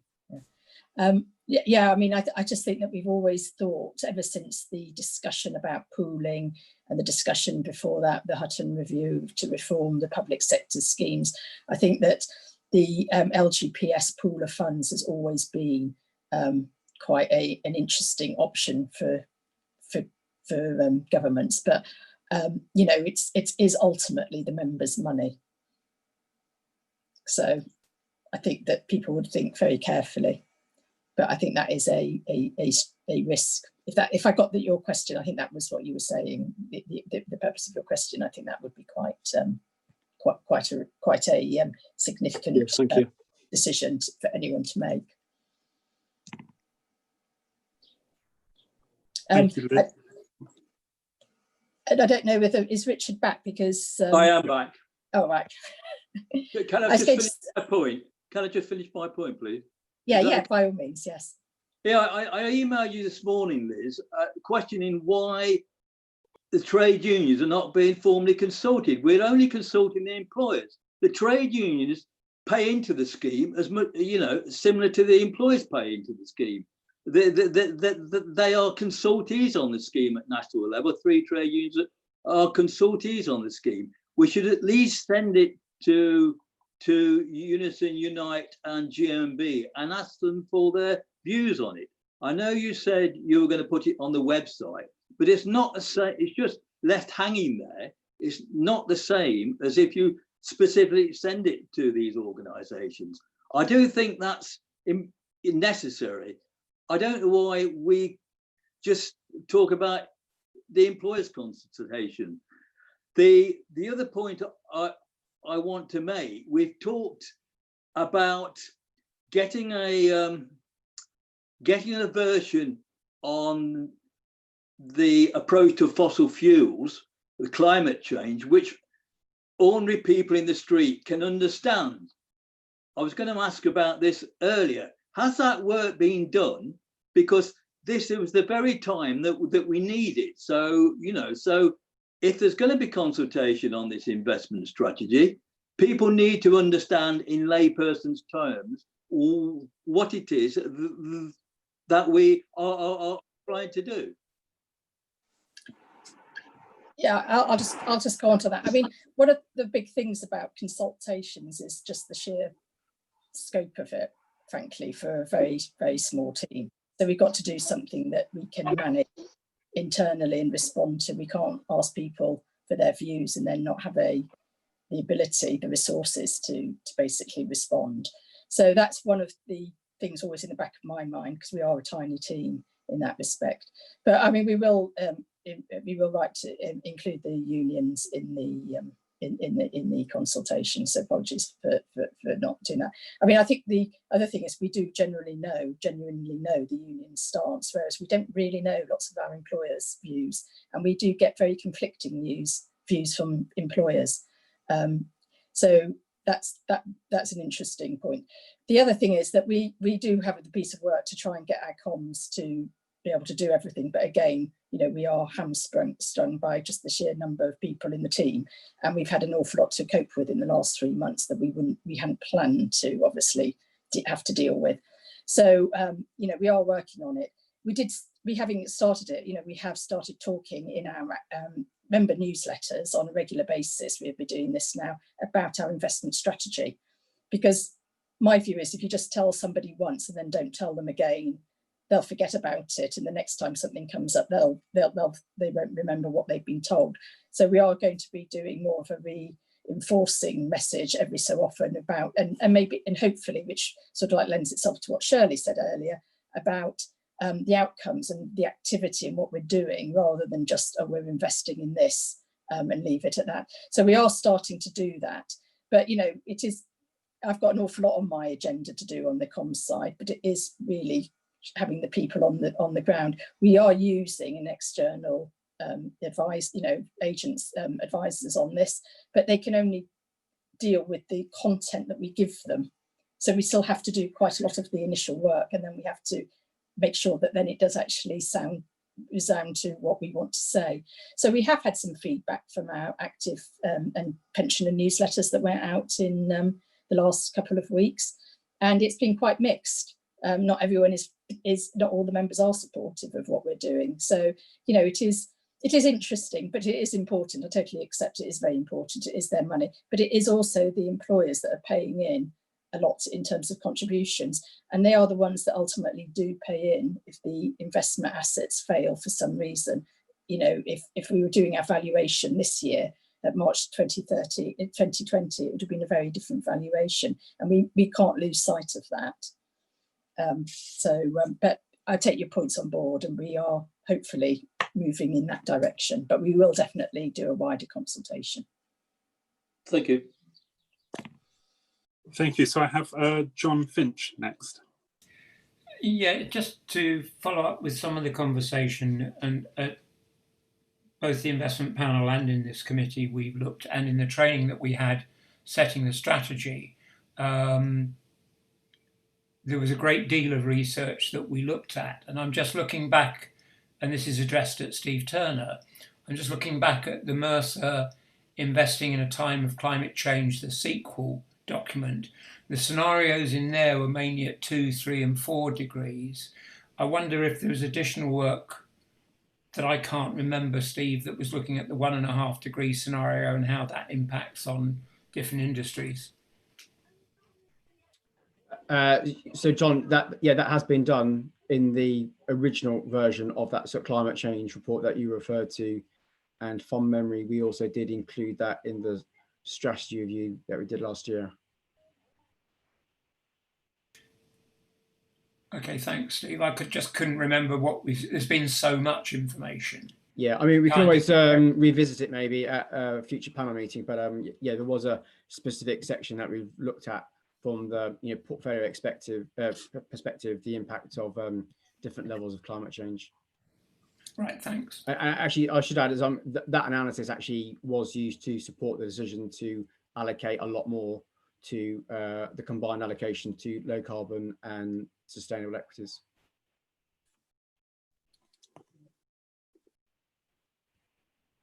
Thank you very much, John, for that question, and to Steve for the response. I don't see any other questions on, no, I don't see any other questions on this item. So we've had a lot of debate there in terms of the consultation period over the summer when it will go out to the employers.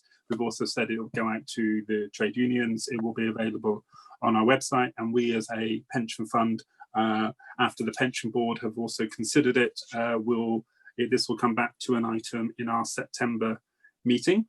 So it's only now for us as a committee to approve the draft investment strategy for consultation, noting those items outlined in 2.1 on the agenda pack. I assume So everyone... moved, Chair. Thank you so much. I will have a move from Councillor Bouchern, and do I see a seconder?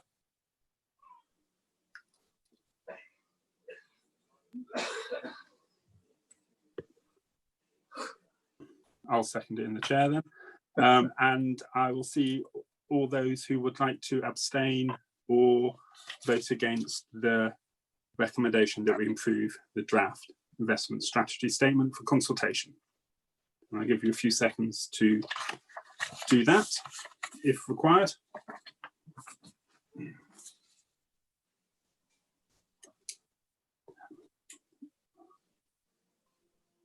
Thank you very much. We have one abstention so far. Right, anyone else? Else I will move on. Brilliant, thank you so much. I will now move on to item 12 on the agenda, which is the pension fund administration paper. And I believe Jeff Cllr is going to introduce this paper for us. Thank you, Chair. That's okay, Chair. I've been called worse.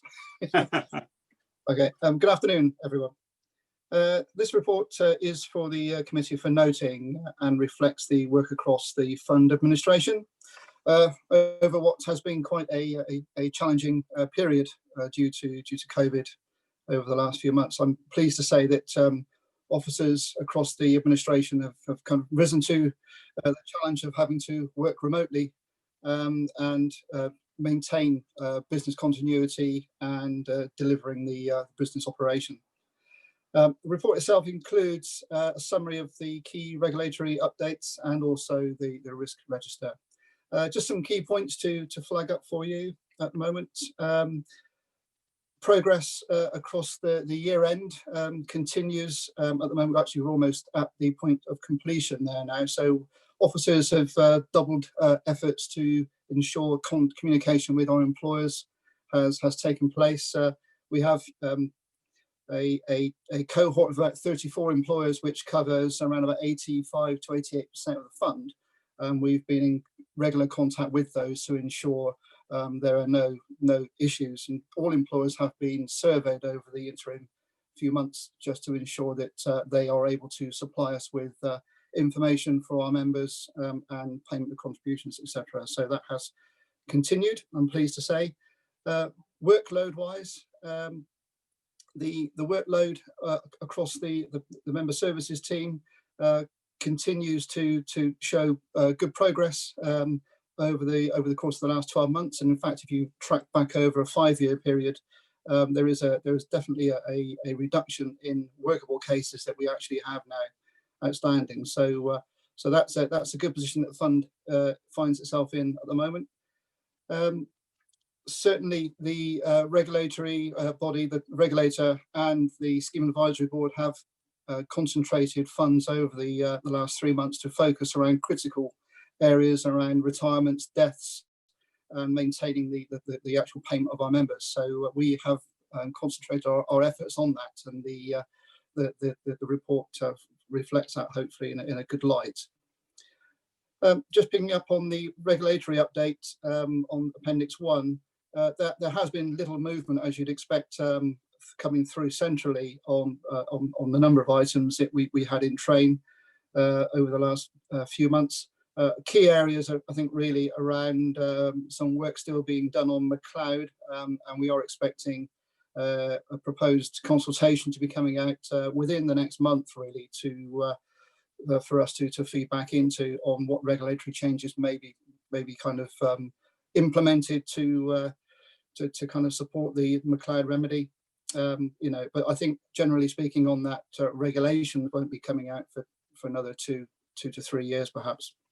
But we are gearing ourselves up to be able to support that going forward. There's also been further challenges on the cost management process and the pause in the cost control mechanism rather. Risk register officers have been through the risk register very recently, a couple of weeks back, just to reflect the impact of COVID and obviously mitigating actions that we've put in place to manage those going forward. Hopefully you've read the report, so that's just a very brief summary. Thank you. Thank you very much, Jeff. First person to ask questions, have Pauline first, and then Shirley. Hi, Jeff covered some of my question actually as he went through it, but I was quite struck from the table in page 181 of your sort of pre and post-COVID SLA outcomes. So it seems to be positive across the board, and I just wondered if Jeff had an idea why SLA targets are being met more easily in a sort of remote working scenario. Sorry, beg your pardon, Pauline. It's really because that's been our focus. We have been focusing on retirements and deaths. That's not to say other work hasn't been taking place, but the critical areas of work has been around these areas of retirements and deaths. So that has shown a slight upturn in performance there. Yeah. Okay, thank you. Shirley. Thank you, Chair. Jeff, I think we need to congratulate the team for doing what looks like a sterling job in this current environment and getting the critical issues dealt with. Looking forward, if things don't change in the next 3 to 6 months, are there any particular areas of risk for us? Because there must be some work that's not being done or not being done as effectively as it could be. I would say that certainly, you know, where you're focusing your attention in one area, then there is going to be a knock-on effect. We are having regular reviews with service managers to ensure that we aren't trailing behind too much. And I think where we've identified a backlog in workflow, then we will put a resource in to tackle that as a bit of a bulk exercise. I think we can maintain that in the short term. It is difficult because we are obviously used to working with big teams who actually work well as a team together. So that clearly is a bit of an issue, I would say, working in isolation. So that does tend to slow the general process down, because if you've got a problematic issue or a case, then it takes longer to work through working so remotely. But certainly in the short term, we will tackle areas where backlogs are building by just identifying workload on a bi-weekly basis. Okay, thank you.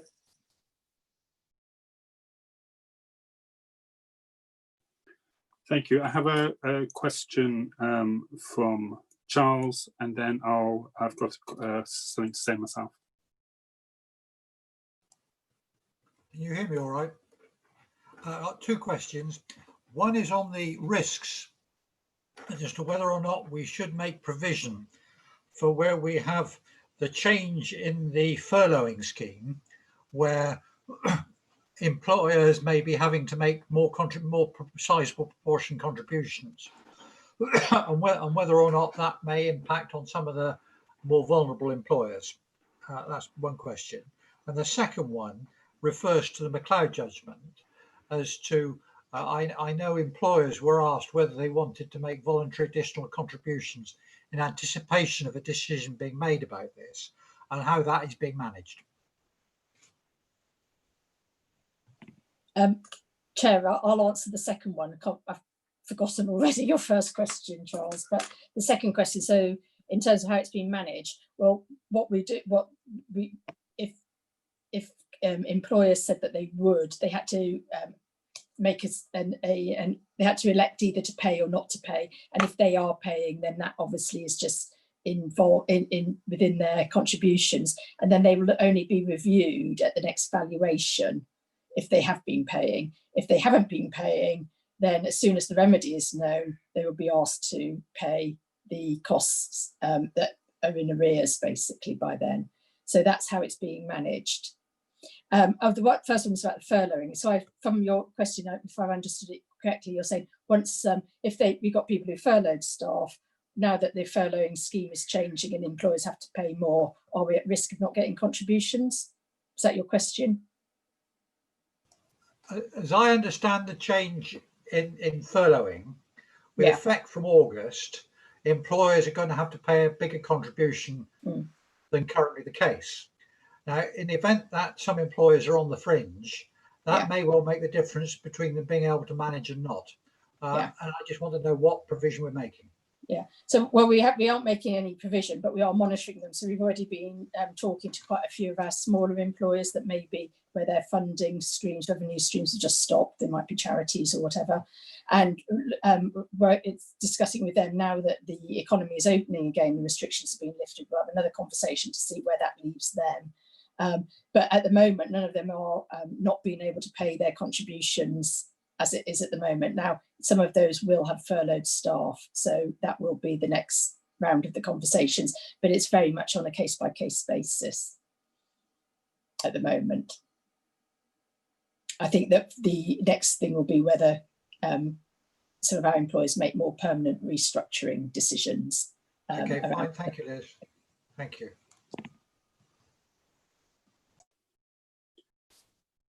Thank you, Charles, for the question, and for Liz for responding. I have a question next from Councillor John Cato. Thank you, Chair. Appreciate that.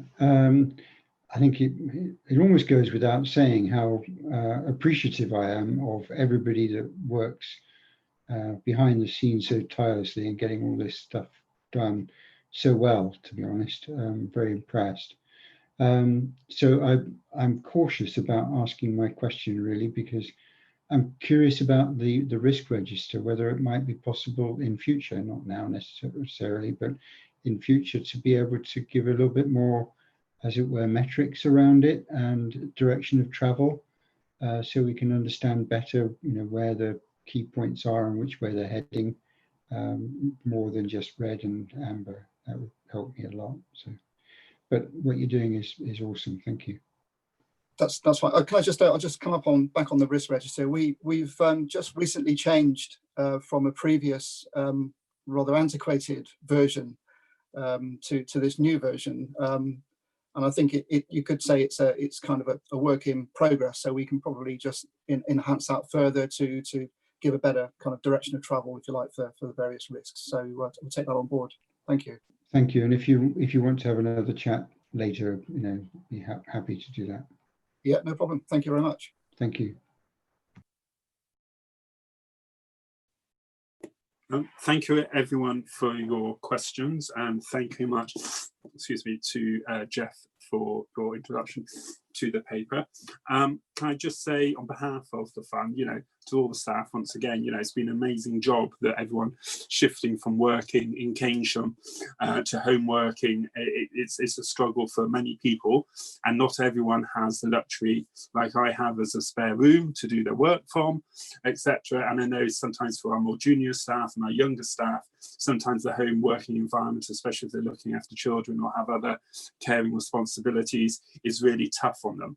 So can you just pass on our thanks to all the staff do that? And we have to make sure, as Tony said earlier on one of the other papers, that we ensure that we have the right working environment for our staff if they are to continue working from home for the future, and make sure that they have those risk assessments for their home working and the right resources to enable them to do their jobs properly. And so thank you. Okay. Will do.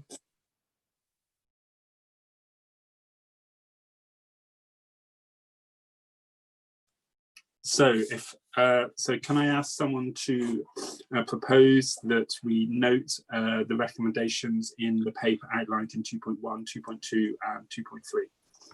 So moved, Chair. We all proposed.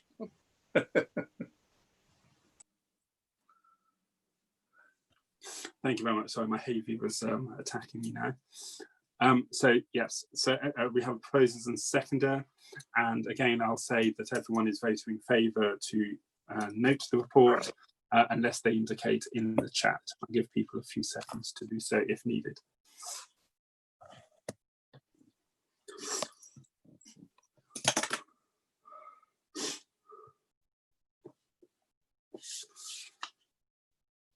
No.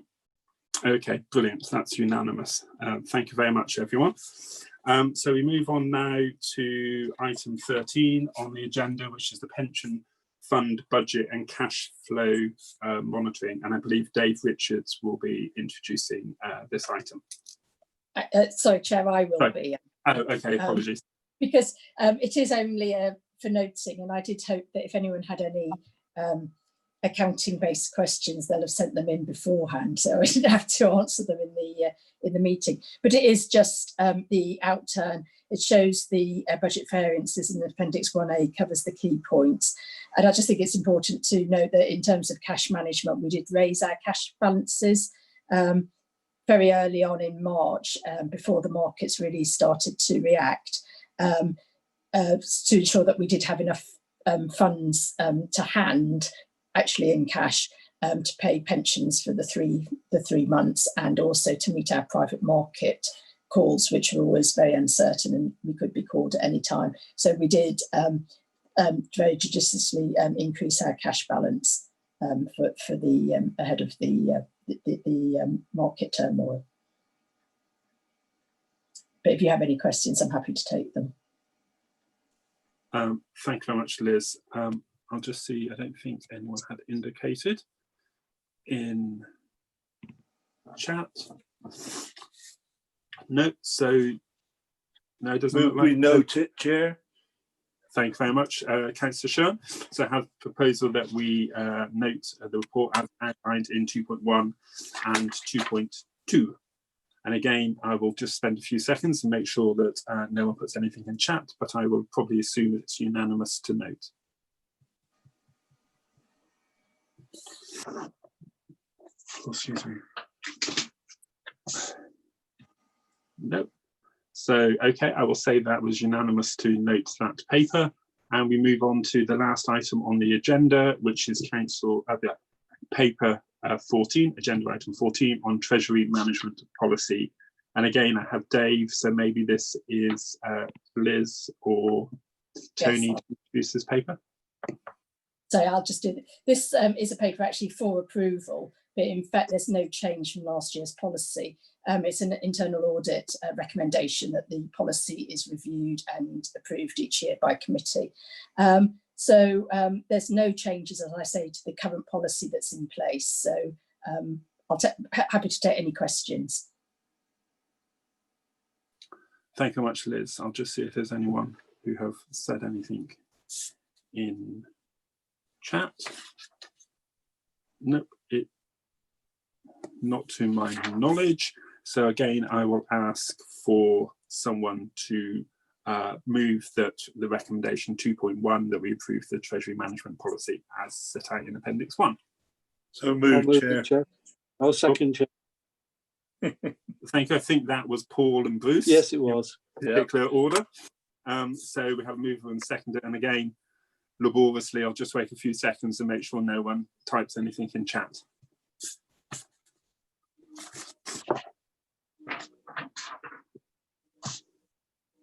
Okie doke. So that's brilliant. So again, that is a unanimous approval of that paper. So can I just finally thank everyone for this new brave world of experimenting in Zoom. It's our first one on Avon Pension Fund to have via Zoom. So thank you very much for attending, and for those who have taken the trouble to spend Friday afternoon watching us on YouTube. I'd just like to say our next meeting of the full committee is on the 25th of September at 2 p.m. And in addition, we have a meeting of the investment panel on the 5th of August with the time to be determined. So thank you very much. Thank you very much for attending and watching us, and I will formally close the meeting now. Thank you.